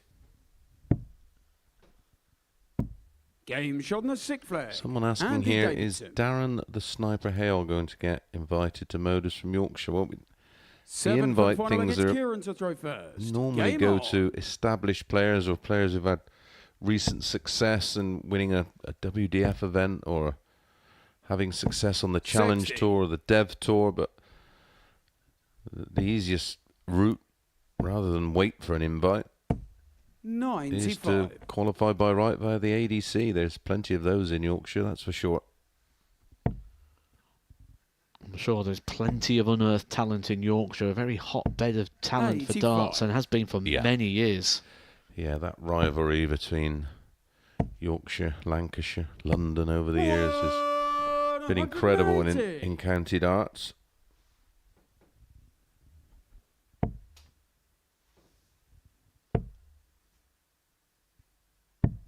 Third maximum of the game for Andy Davidson, who's averaging 103.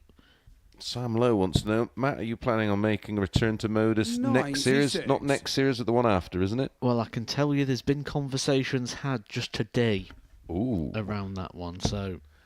Watch this space.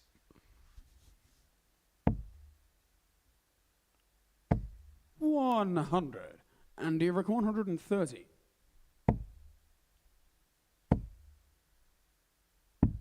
.98. I like that. Sensible thinking there from Andy Davidson. Yep. Didn't chase the ball. Great ball management, isn't it? Absolutely. He loves double 16. Teehan can't finish, so he's got 3 darts now at his favourite double. 96, and he required 32.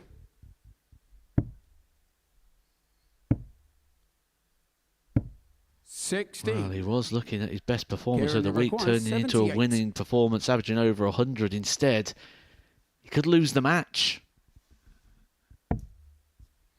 May lose the match. Double 6.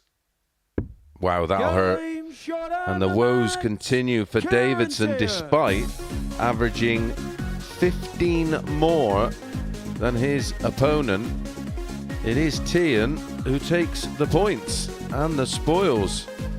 85.27 for Teehan, 100.62, his best average in this campaign so far, but it's a losing one. 3 from 8 on the doubles, 3 180s, 5 140s, but it is Teehan who takes the points. Well, our final cycle of matches await, and we start with Bradley Brooks and the man of the moment, Andreas Harrison.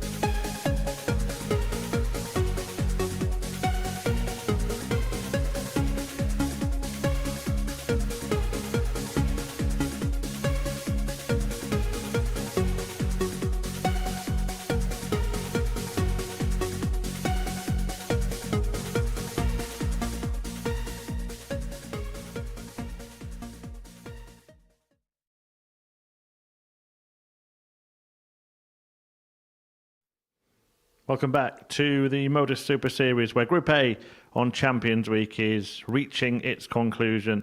And in terms of the table and topping it, Bo Greaves and Bradley Brooks are neck and neck in terms of points, but Brooks in action against the four-man of today, Andreas Harrison. This match fraught with danger, and if Brooks is defeated in this match 4-2 or worse, then Greaves will have won the group with a game to spare. Even if Brooks wins, Greaves will go in and try and get the job done in her final encounter. But Harrison himself is playing for a spot in Group B, of course, and all the advantages of that. This is a massive match in the context of the most important week of the series, and guiding you through our big match commentary team, Matthew Edgar and Chris Mason. Thank you very much, Chris. Yeah, a win here for Andreas would confirm his spot in Group B, but a win here by Bradley Brooks would force Bradley to throw first. Bo Greaves to get the better of Andy Davidson in our very next match. 3 more to bring you, starting with Brooks versus Harrison, followed by Davidson versus Greaves, and then Henahan versus Teehan in an all-Irish clash. 85. We didn't think that we was going to be able to see anybody go through the card. We nearly saw it yesterday with Bradley Brooks. He lost it on the last game. We've got a chance now for Andreas Harrison to do that. But coming into today, you would not have expected it to be Harrison, due to the fact he was bottom of the table after the first 2 days of play. Yeah, but it's been a remarkable reversal of fortunes today. And his last 3... I mean, he's averaging close on 100 for the day. His last 3 matches have all been 85. In excess of a ton. In fact, he'd be averaging over 100, wouldn't he? With some of the numbers he's punched in. Yeah, it will be over 100, because his lowest has been a 95, 60. And he's had a high of 106. So if we borrow the 6 and put that on the 95 to make a 101, we've got 100 and 102 on the other ones. 85. So absolutely running over 100 average for the day is Dirty Harrison.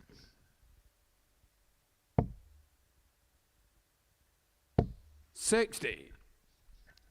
Alan Green, do you like this Group A? Absolutely not. The Group A suggested is me, Pilgrim, Warburton, Duff, Taylor and Reese Robinson.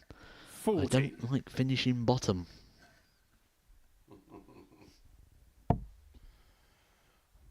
Mason Hale with another suggestion. As I've said, they've got to come through the ADC or do something elsewhere to get the interest from the selectors here. 95. Bradley required 56. Get along to your local ADC. Prove yourself. Earn your right. Get here and do the business. Game shot. Andy Davidson did, wasn't it? Bradley Brooks. And here he is on Champions Week. Bradley Brooks, though, takes the early lead here. And as that means, live in-play table, Bradley Brooks hits the top. Yeah, converts this lead into a win. He will go top, and he will stay top as long as Andy Davidson beats Bo Greaves. Good luck with that 121. Andy Davidson does have the slight advantage, though, that he will be throwing first. But just to pre-warn Bradley Brooks fans, Andy Davidson is yet to win a game today.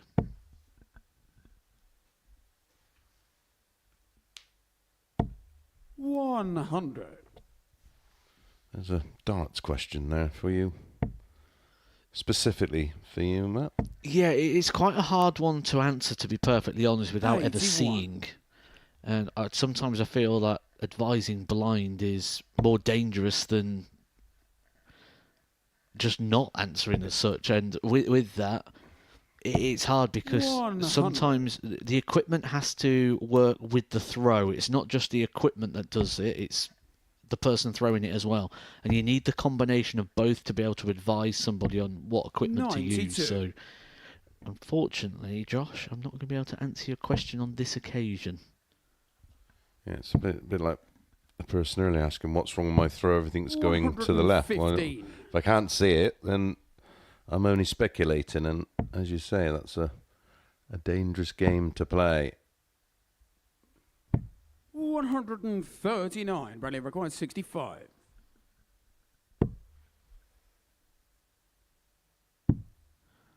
Double 4. Game Beautiful shot in the finish second there from Bradley Brooks to break the throw of Andreas Harrison. But this, very replicating the game that Andreas Harrison played in his last match when he did beat Bo Greaves in match of the week so far, averaging 102 to Bo's 105. He went 2-0 down with a very, very slow start and then reeled it back with quality from this very point.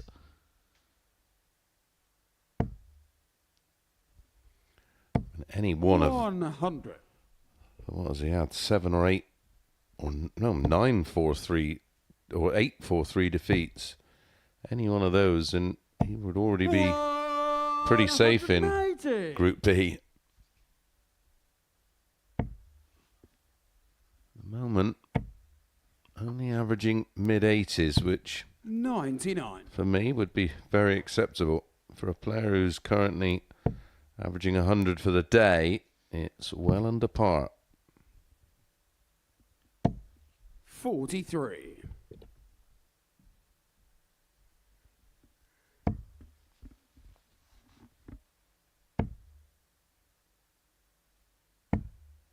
$22.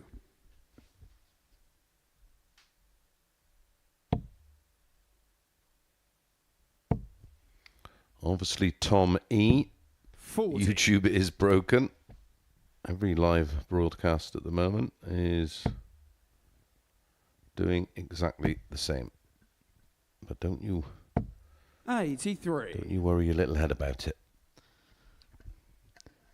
Yeah, I think the telling numbers to show the problem with YouTube is probably the amount of people that are in the chat's 60. probably more than 21, and the likes at the moment over 235, which if you are watching, go press that button for us, the thumbs up just underneath your screen. Let's if you all do it, then we'll actually all know Bradley require 120. exactly how many people are watching. So hit that thumbs up button, please. Thank you.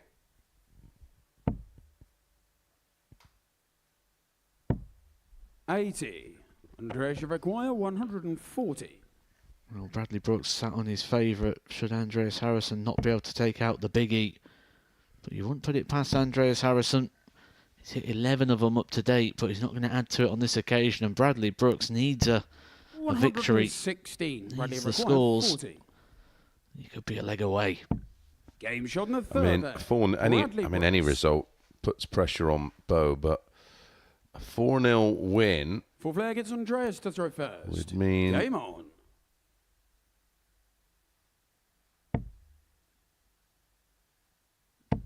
Bo would have to win, or actually it would be any win for Bo. Oh no, I don't know. Hang on. Yeah, it would be. 140.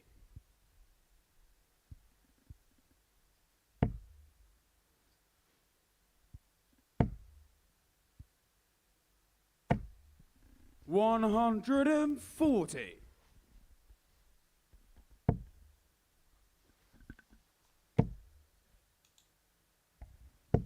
$60.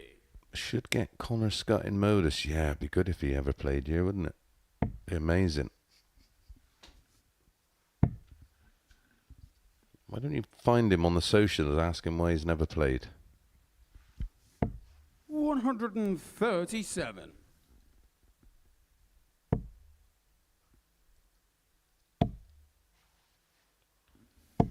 Wow, could have got another 9 in there. 124.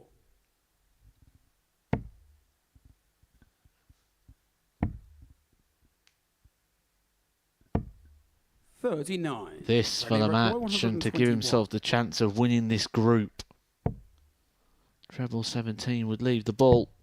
It is the ball. Andreas Harrison nodding along. 74. Andreas require 85. Can we get a comeback? It's going to be 20 ball. Game shot on the 4 flag. Andreas Harrison.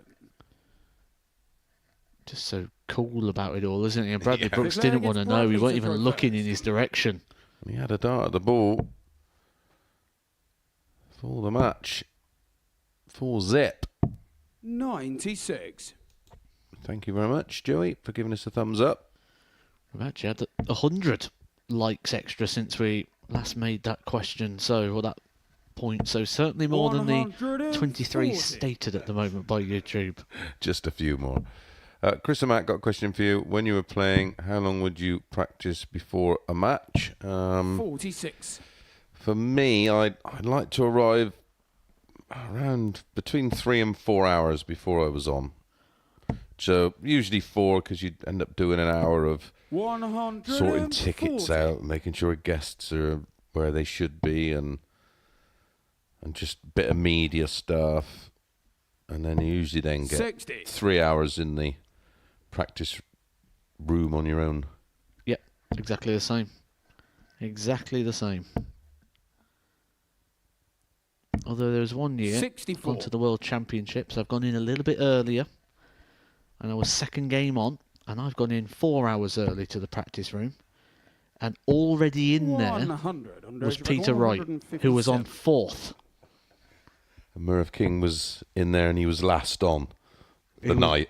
He was on 3 days later.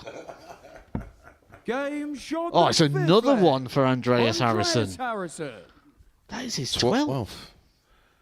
And they're not just little ones. That's a Sick bag, it's 157. Andreas to throw first.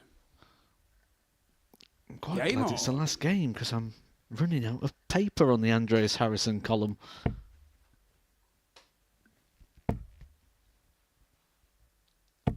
$140.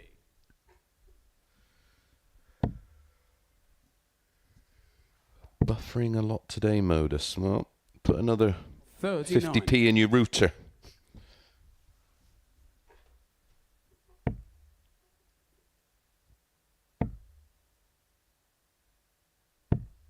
$44.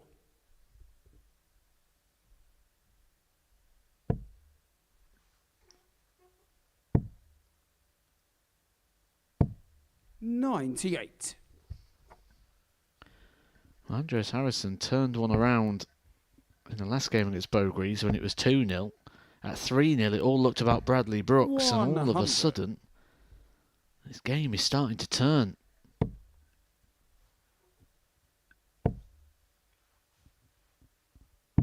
$59.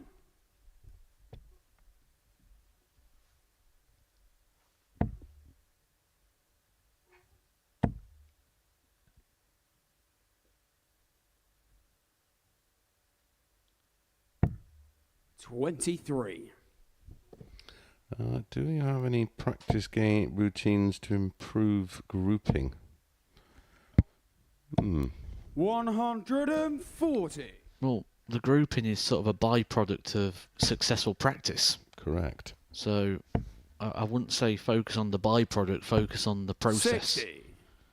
And there'll be absolutely loads of games out there available on the YouTube world for you to find. And I still have an occasional go at it now. Quite a difficult practice routine, but it does involve a form of grouping. We'll just wait to see if this goes.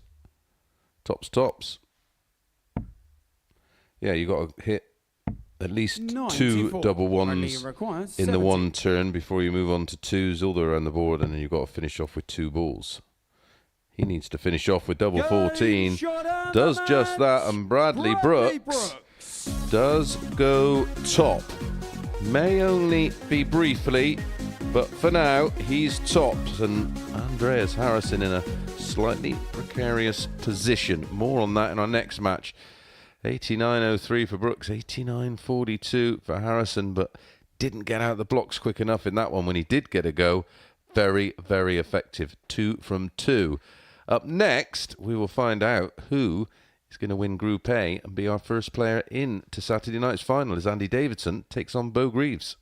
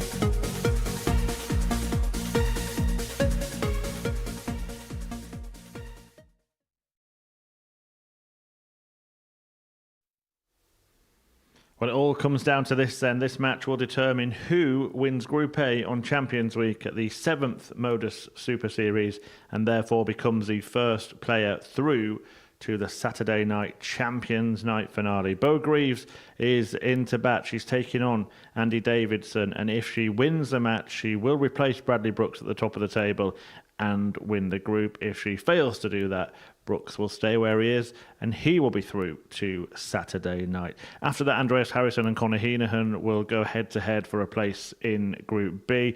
But this one is all about Greaves. She was made the favourite for this group and for this week. Are the bookies about to be proved correct? Guiding you through the action and this all-important encounter, it's back to Chris Mason and Matthew Edgar. Thank you very much, Chris. Yeah, a fascinating tie about to get underway. She has topped the table on each of the opening 2 days of action. First leg, it's Andy. Can she complete the job and get it done here and now against Andy Davidson? Any win, and it is Bo who will enjoy, no doubt, a couple of days rest while everybody else goes through the ringer.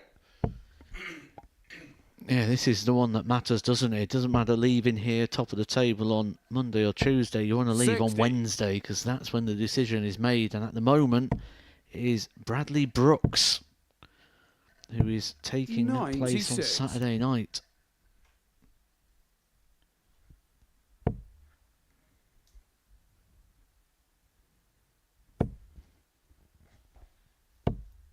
$60. Oh, I'm sorry, Chris. Has someone stolen your chip, buddy? 29.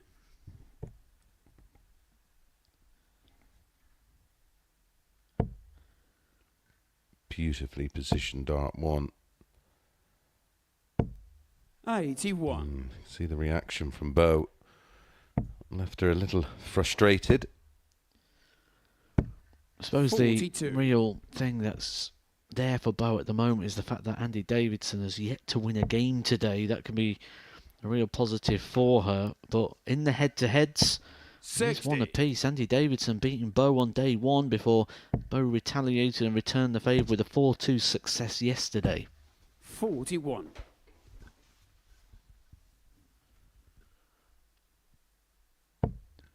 But just been a little more deliberate at times today, hasn't she, Bo Greaves? 180, Andy Brook, 153. What a time to hit the max.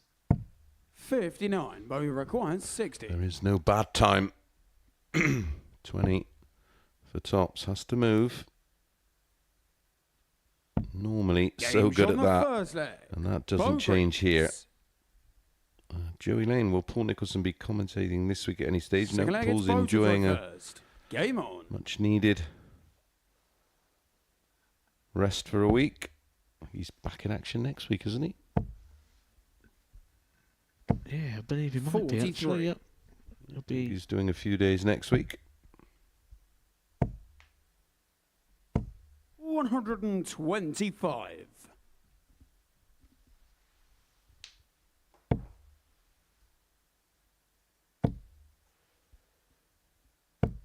$140.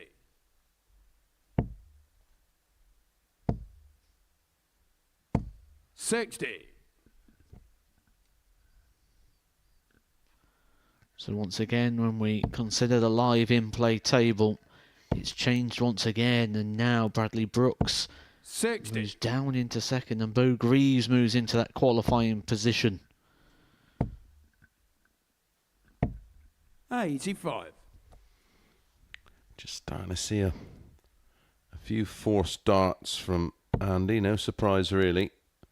He's desperate to get something from today. 58. Well, just off your screen there as well, number 4, Conor Henahan. He's joint with Andreas Harrison in terms of the points. He'll be coming up in our last game against Kieran Teehan, so there's still plenty to play for in regards to who's going to be in Group B, C, and who's going straight through. Yeah, that's a straight win game, of course, for Henahan. He wins that. And he does steal P3 from Harrison. 93. We know already Record that 190. Andy Davidson and Kieran Teehan will be going into Group C.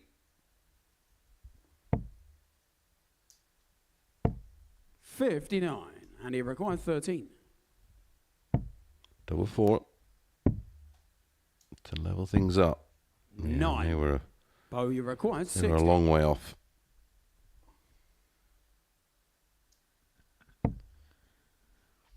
Again, just got to try and play around the dart.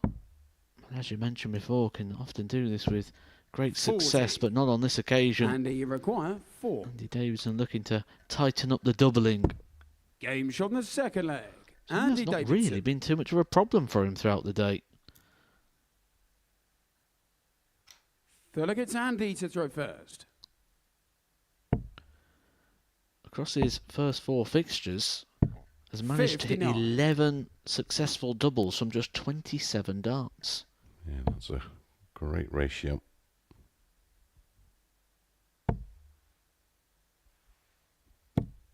$21. And hopefully, for the last time today, there is a technical error with 96. YouTube across all of their live broadcasts today, so don't worry yourself about it. Just sit back and enjoy the darts. 140.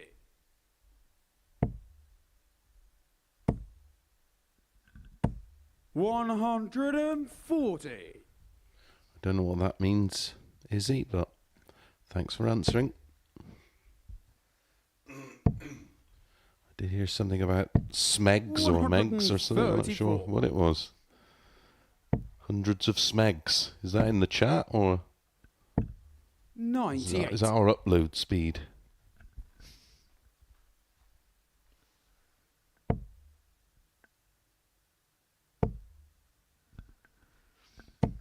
$60.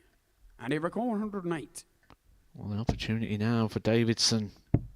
Double 16, an area he's found a lot of success 92. in. Bo, you record On this occasion, 146. asks Bo, can she take out the biggie? Another one of those. Oh, yes. 130. Literally. And he requires 16. Right on the money.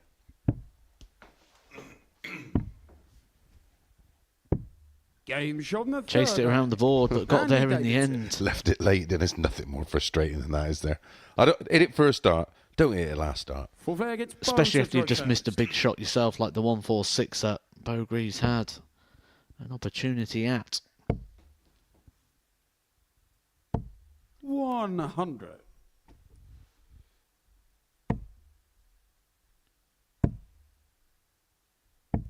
$93.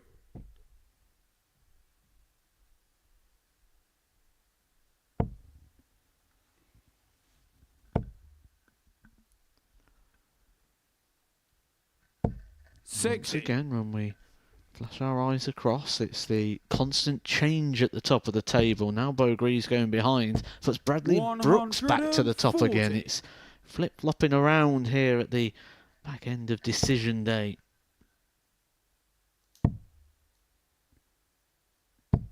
$134.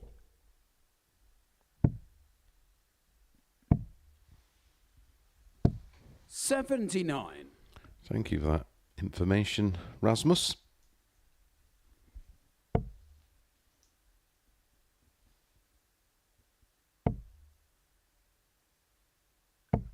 $60.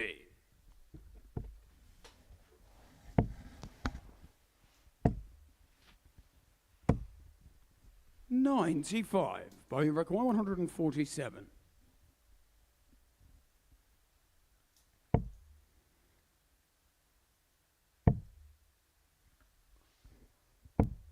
$95. And he required 94. Treble 19 would have saved the situation there for 34. Davidson. Bo, you require 52. Bo looking to hold throw. See this quite a bit now, people using the treble 12. Just gives you that focal Game point. shot in the fourth Yeah, fair. Fallon does it Bo more Greaves. than anyone, I think. I understand it as well. Like you're not just thrown into a big area like the Big 12. It keeps the mind focused on those small, just small targets.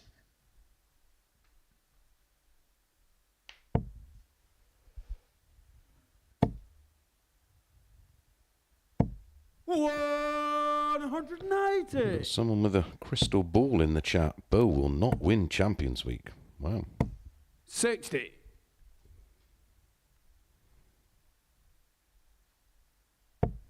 One thing for sure, she's got more chance of getting her hands on 25 grand than you. 93.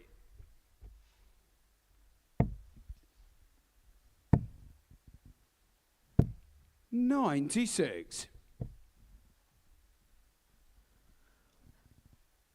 Needs to find that breaker throw, Bo Greaves, if she's going to be top of the table and come away with this Group A title.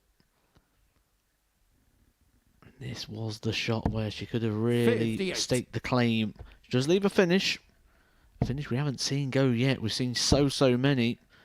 And we do feel that this one will go at some point this week. There is no time like the present.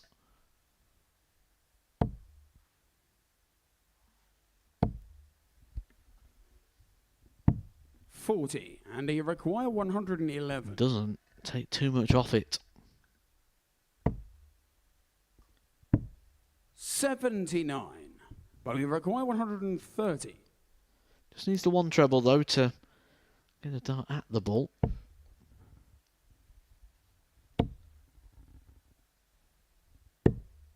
$80. Didn't bounce out the ball. Was And at he the 25, requires so 32. for 3-2, double 8, double 4, chasing them around 28. again. Well, you require 50. I feel like the punishment is about to be dished out.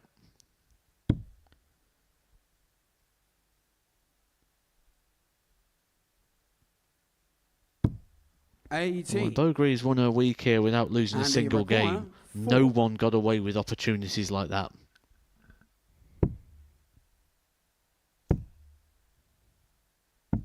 No score. Bo, you require 32.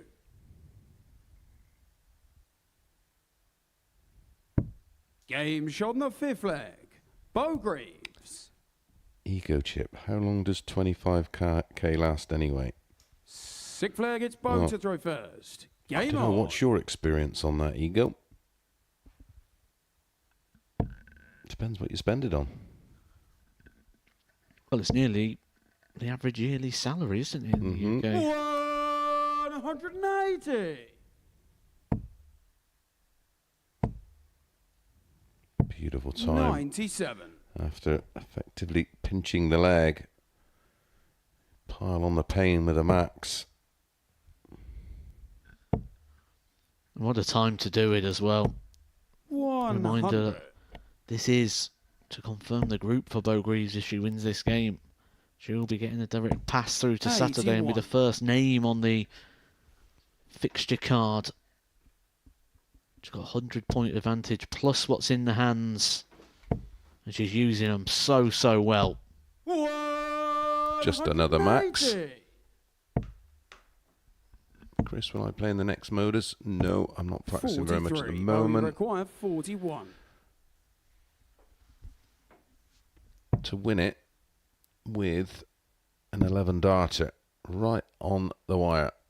Beautiful adjustment. A 12 dart leg to not only win the match, but to confirm Bo Greaves as our Champions Week Group A champion. An average of 87.35, 4 180s, two of them coming in that final leg of the match. 4 from 13 on the doubles, but Bo Greaves is our Group A Champions Week winner. She will enjoy a couple of days off, and we will see Bo on Saturday night. Up next, our final match of the session, and there is some jeopardy in this one as Connor Henahan takes on Kieran Teehan.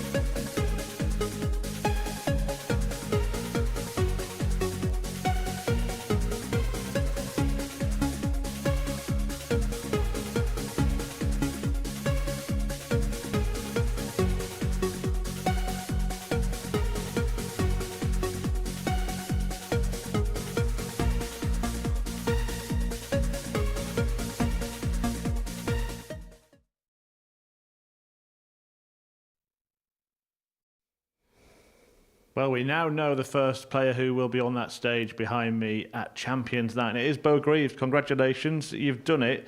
Look, we were talking off air there, a little bit of extra motivation, not just getting to Champions Night, but also having a couple of days off.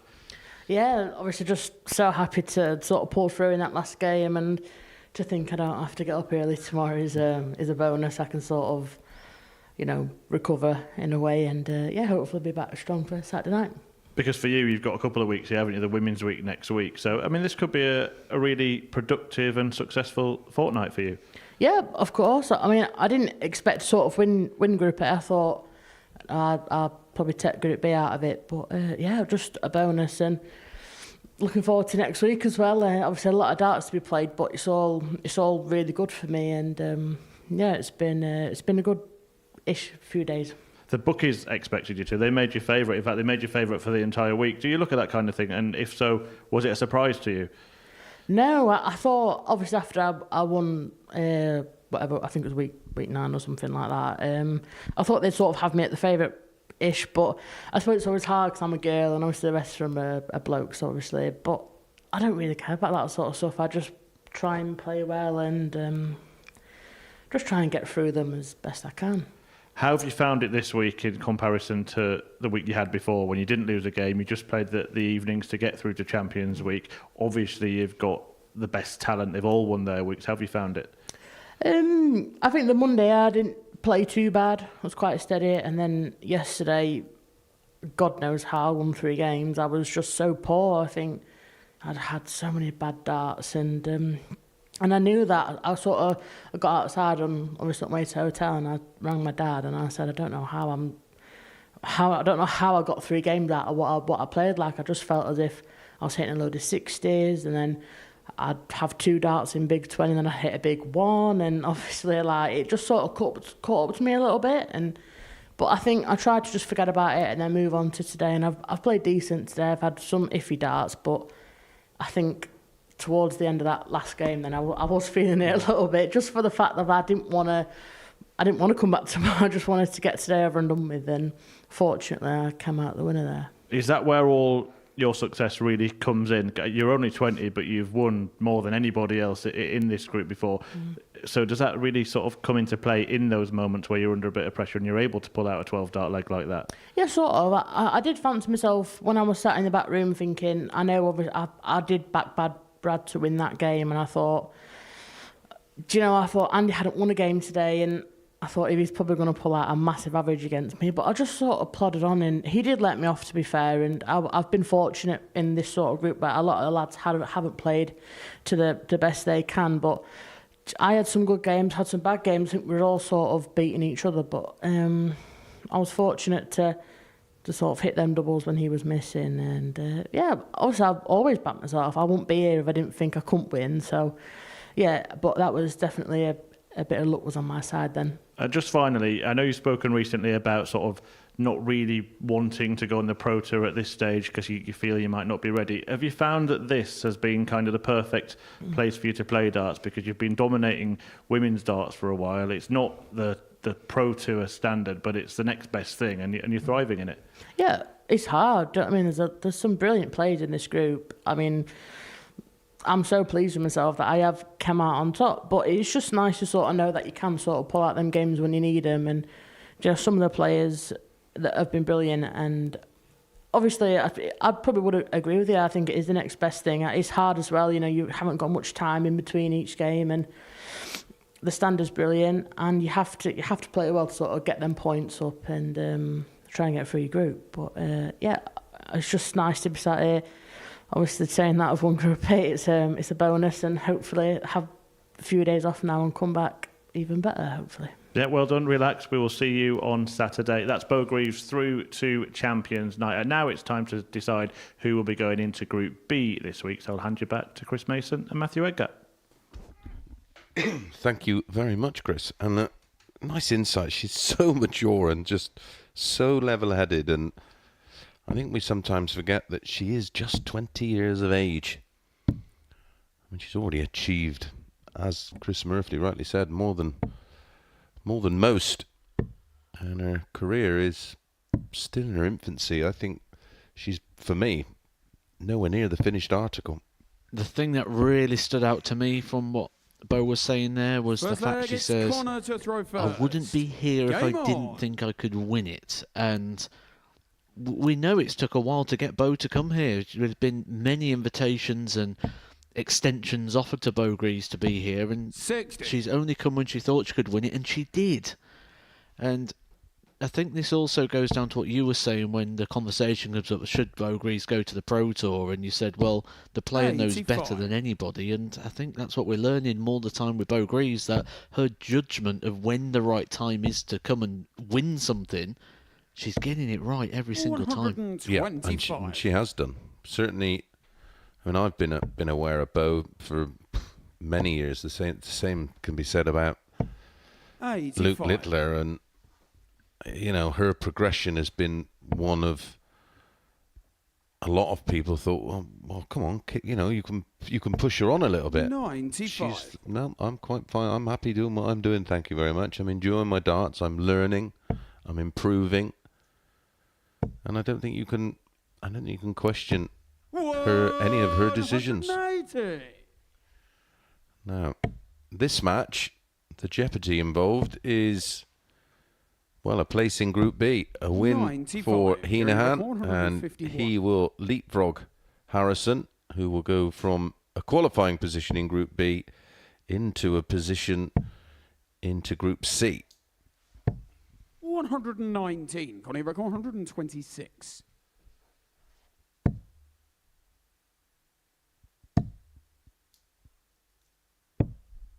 .46. Kieran required 32.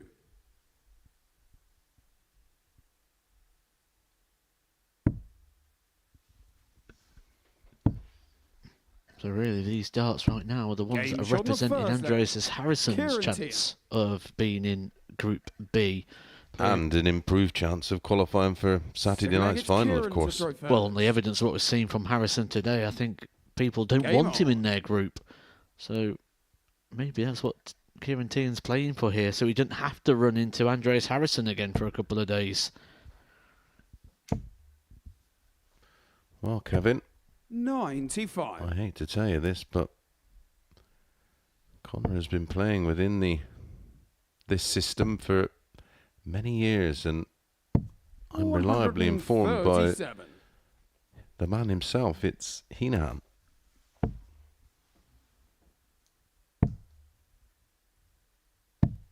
.39.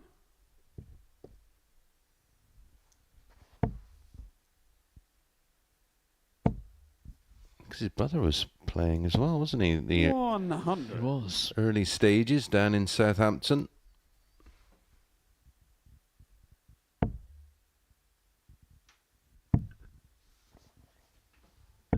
.133. Didn't his brother win the... Did he win a Europe Cup for Ireland? I'm sure he did. 100.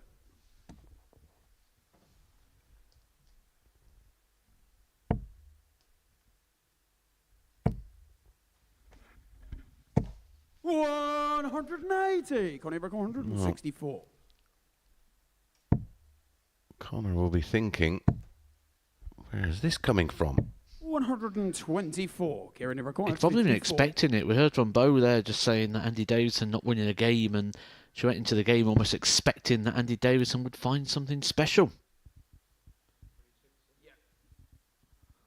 But an unlikely double-double here from Kieran Teehan is on the offering. Double 13 is the target. 28. Connie required 40.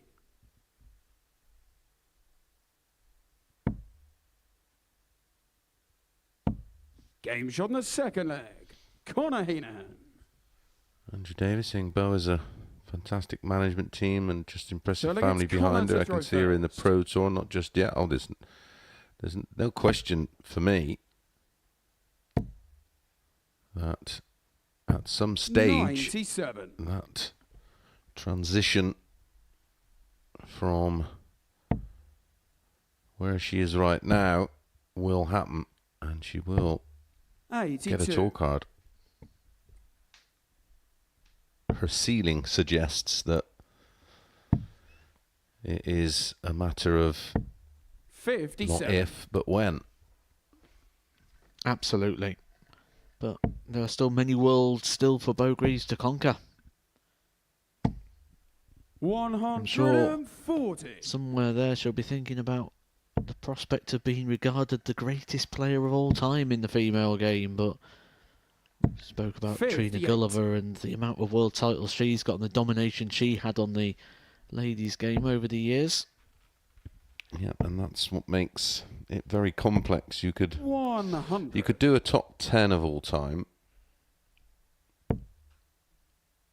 of achievers, and then do your top 10 best 46. players who we personally think between us, and they would look quite different. Oh, absolutely. 139. Just like this feels like a completely different Kieran Teehan here. Averaging 102 and 3 darts. To once again break the throw of Conor Henahan. 40. Game shot in the third leg. Kieran Teehan.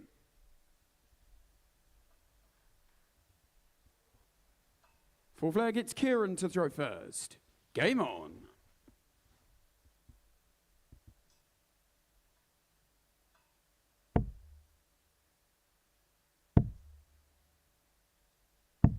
$58.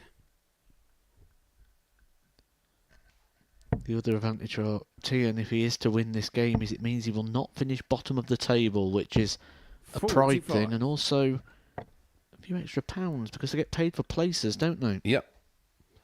Yep, that was introduced not too long ago.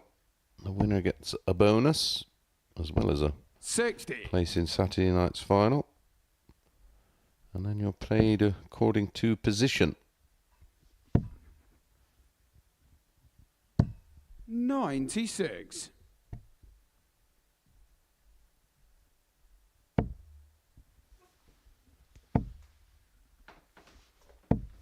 $80. Another Robin Hood there for Kieran Teehan, which he had earlier on, and we did make reference to the fact that when you have these rings on the back of your stems as well, it just 60. really heightens the possibility.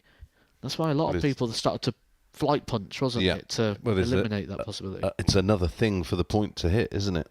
And if not, the dart end up at the floor or 82. into the ring itself, take a horrendous deflection.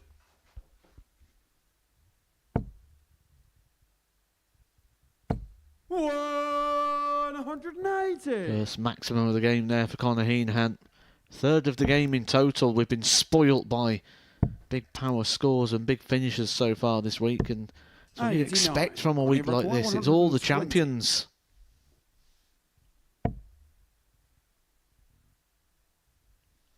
Just got to stay out of the way of the flight here so it doesn't carry it into the treble. A good dart. He's gone left, he's gone right. Doing the okey cokey. Game shot in the fourth leg. Well, that's right up there with Bo's dart tops earlier. Thank you, David. Glad you've enjoyed it. Connor to throw first.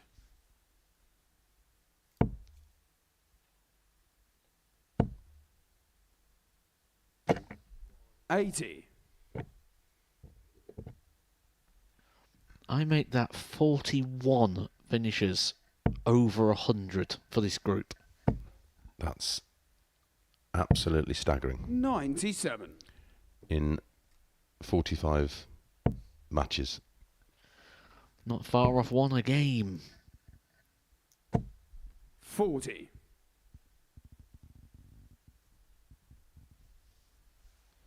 Not far off the tally of 180s either.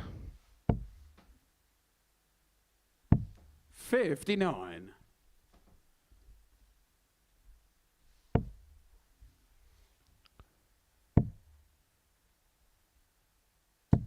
$134. It's over 2 a match, is it? 180s? Well, we're on 119 180s hit so far, and we're on day number 3. 134. Well, I think we're going to have to look back over the record books, because that seems an awful lot to me. I think the standard of darts, the 98. jeopardy, the head-to-head battles, the close games, the close league table. If you've not enjoyed today, or if not enjoyed this week, I think you should just switch off. Yeah, I don't think darts is for you.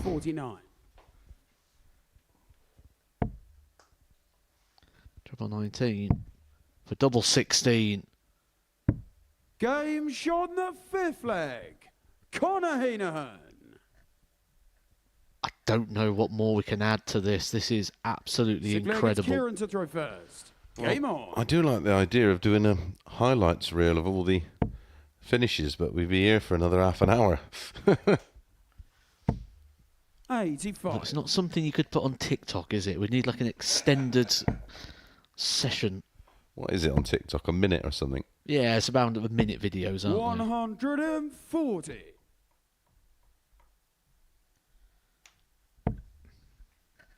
I think the highlight package at the moment would be running at about 23 minutes. 45. And that's if we just do the shots.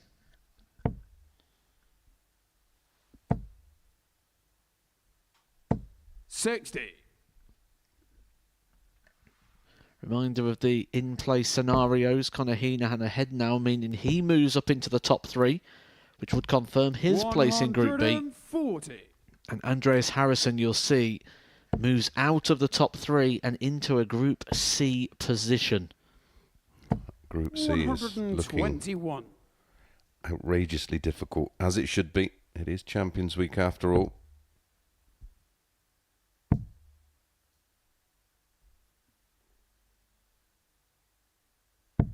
$96. Thank you, Ian. Appreciate the kind words. There's one of those. 85. Frustration there for Connor Henahan. Well, he's left himself just a little bit vulnerable. And it gives him that decision to make as well. In 97. this scenario, you do start contemplating the ball.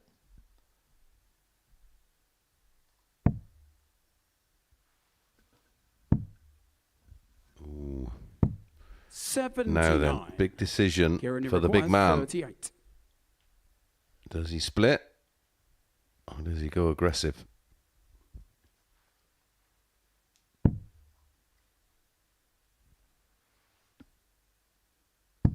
Game shot on the sixth leg. That Kieran dart, Teehan. Matt. We've all been there, haven't we? Yeah, 7 for the final angle leg, of it's Connor entry to as throw well first. for Teehan. It just sort of sits up, which would have made that double 19 even harder than it looked from that angle. But he's putting Henahan through it here. Henahan will undoubtedly want to be in a Group B campaign. You get less games, better time slot, more opportunity. 80. Well, Jacob Coombs saying the only thing missing is a 9. Well, we nearly had one from Bradley Brooks. Missed the double 18. 55.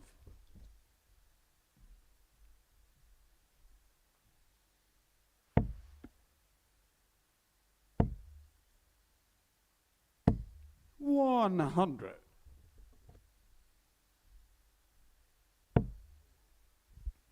Three people, Pip, go through from Group 28. B, 2 from Group C, 1 from Group A.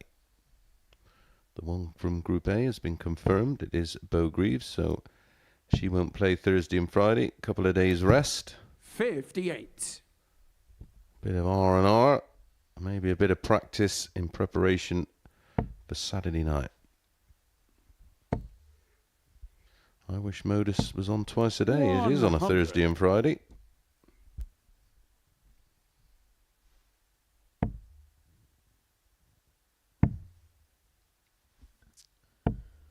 $49.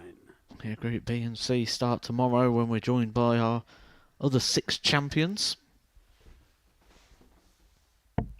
So as it stands, as I've said, Bo all the way through to Saturday night's final. Group C will be Neil Duff, Bradley Rose, Rhys Robinson, Kieran Teehan, Andy Davidson, 85. And Connor, you require 130. Conor Henahan, if he can take out this 130. Group B is Cam Crabtree, Jimmy Van Schie, Darius Labanauskas, Bradley Brooks, 58. Kieran, you require 129. and Andreas Harrison, if this 129 goes.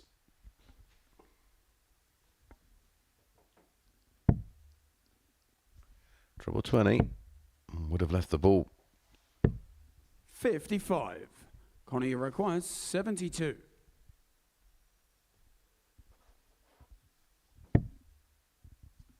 Two 12s landed. Game shot out And the that match. 72 finish has ensured Conor Henahan moves into Group B.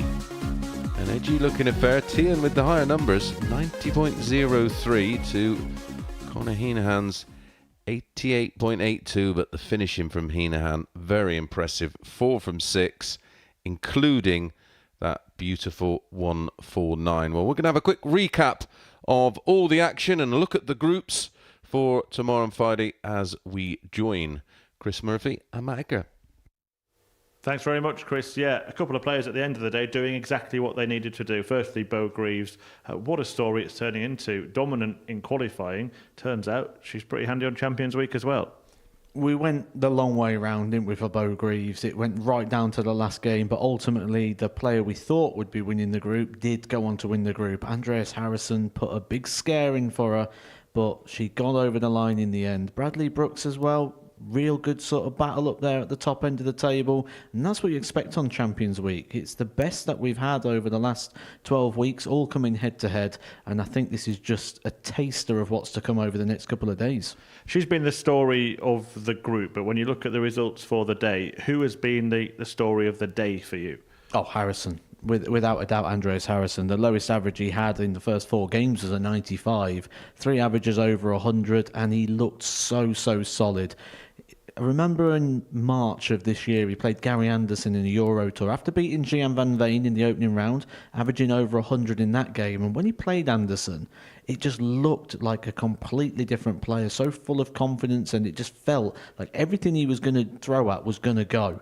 And that is what it looked like today. He just had a different approach to it, and I would not rule him out of getting through to Saturday by the Group C qualification. Yeah, he played really well today. Actually, had done to him by Bradley Brooks what Bradley Brooks had done to him yesterday. Won his first 4, then lost the last one. But what is it about Bo Greaves that's seen her win this group? Is it that ceiling that she's got? Is it a level of consistency?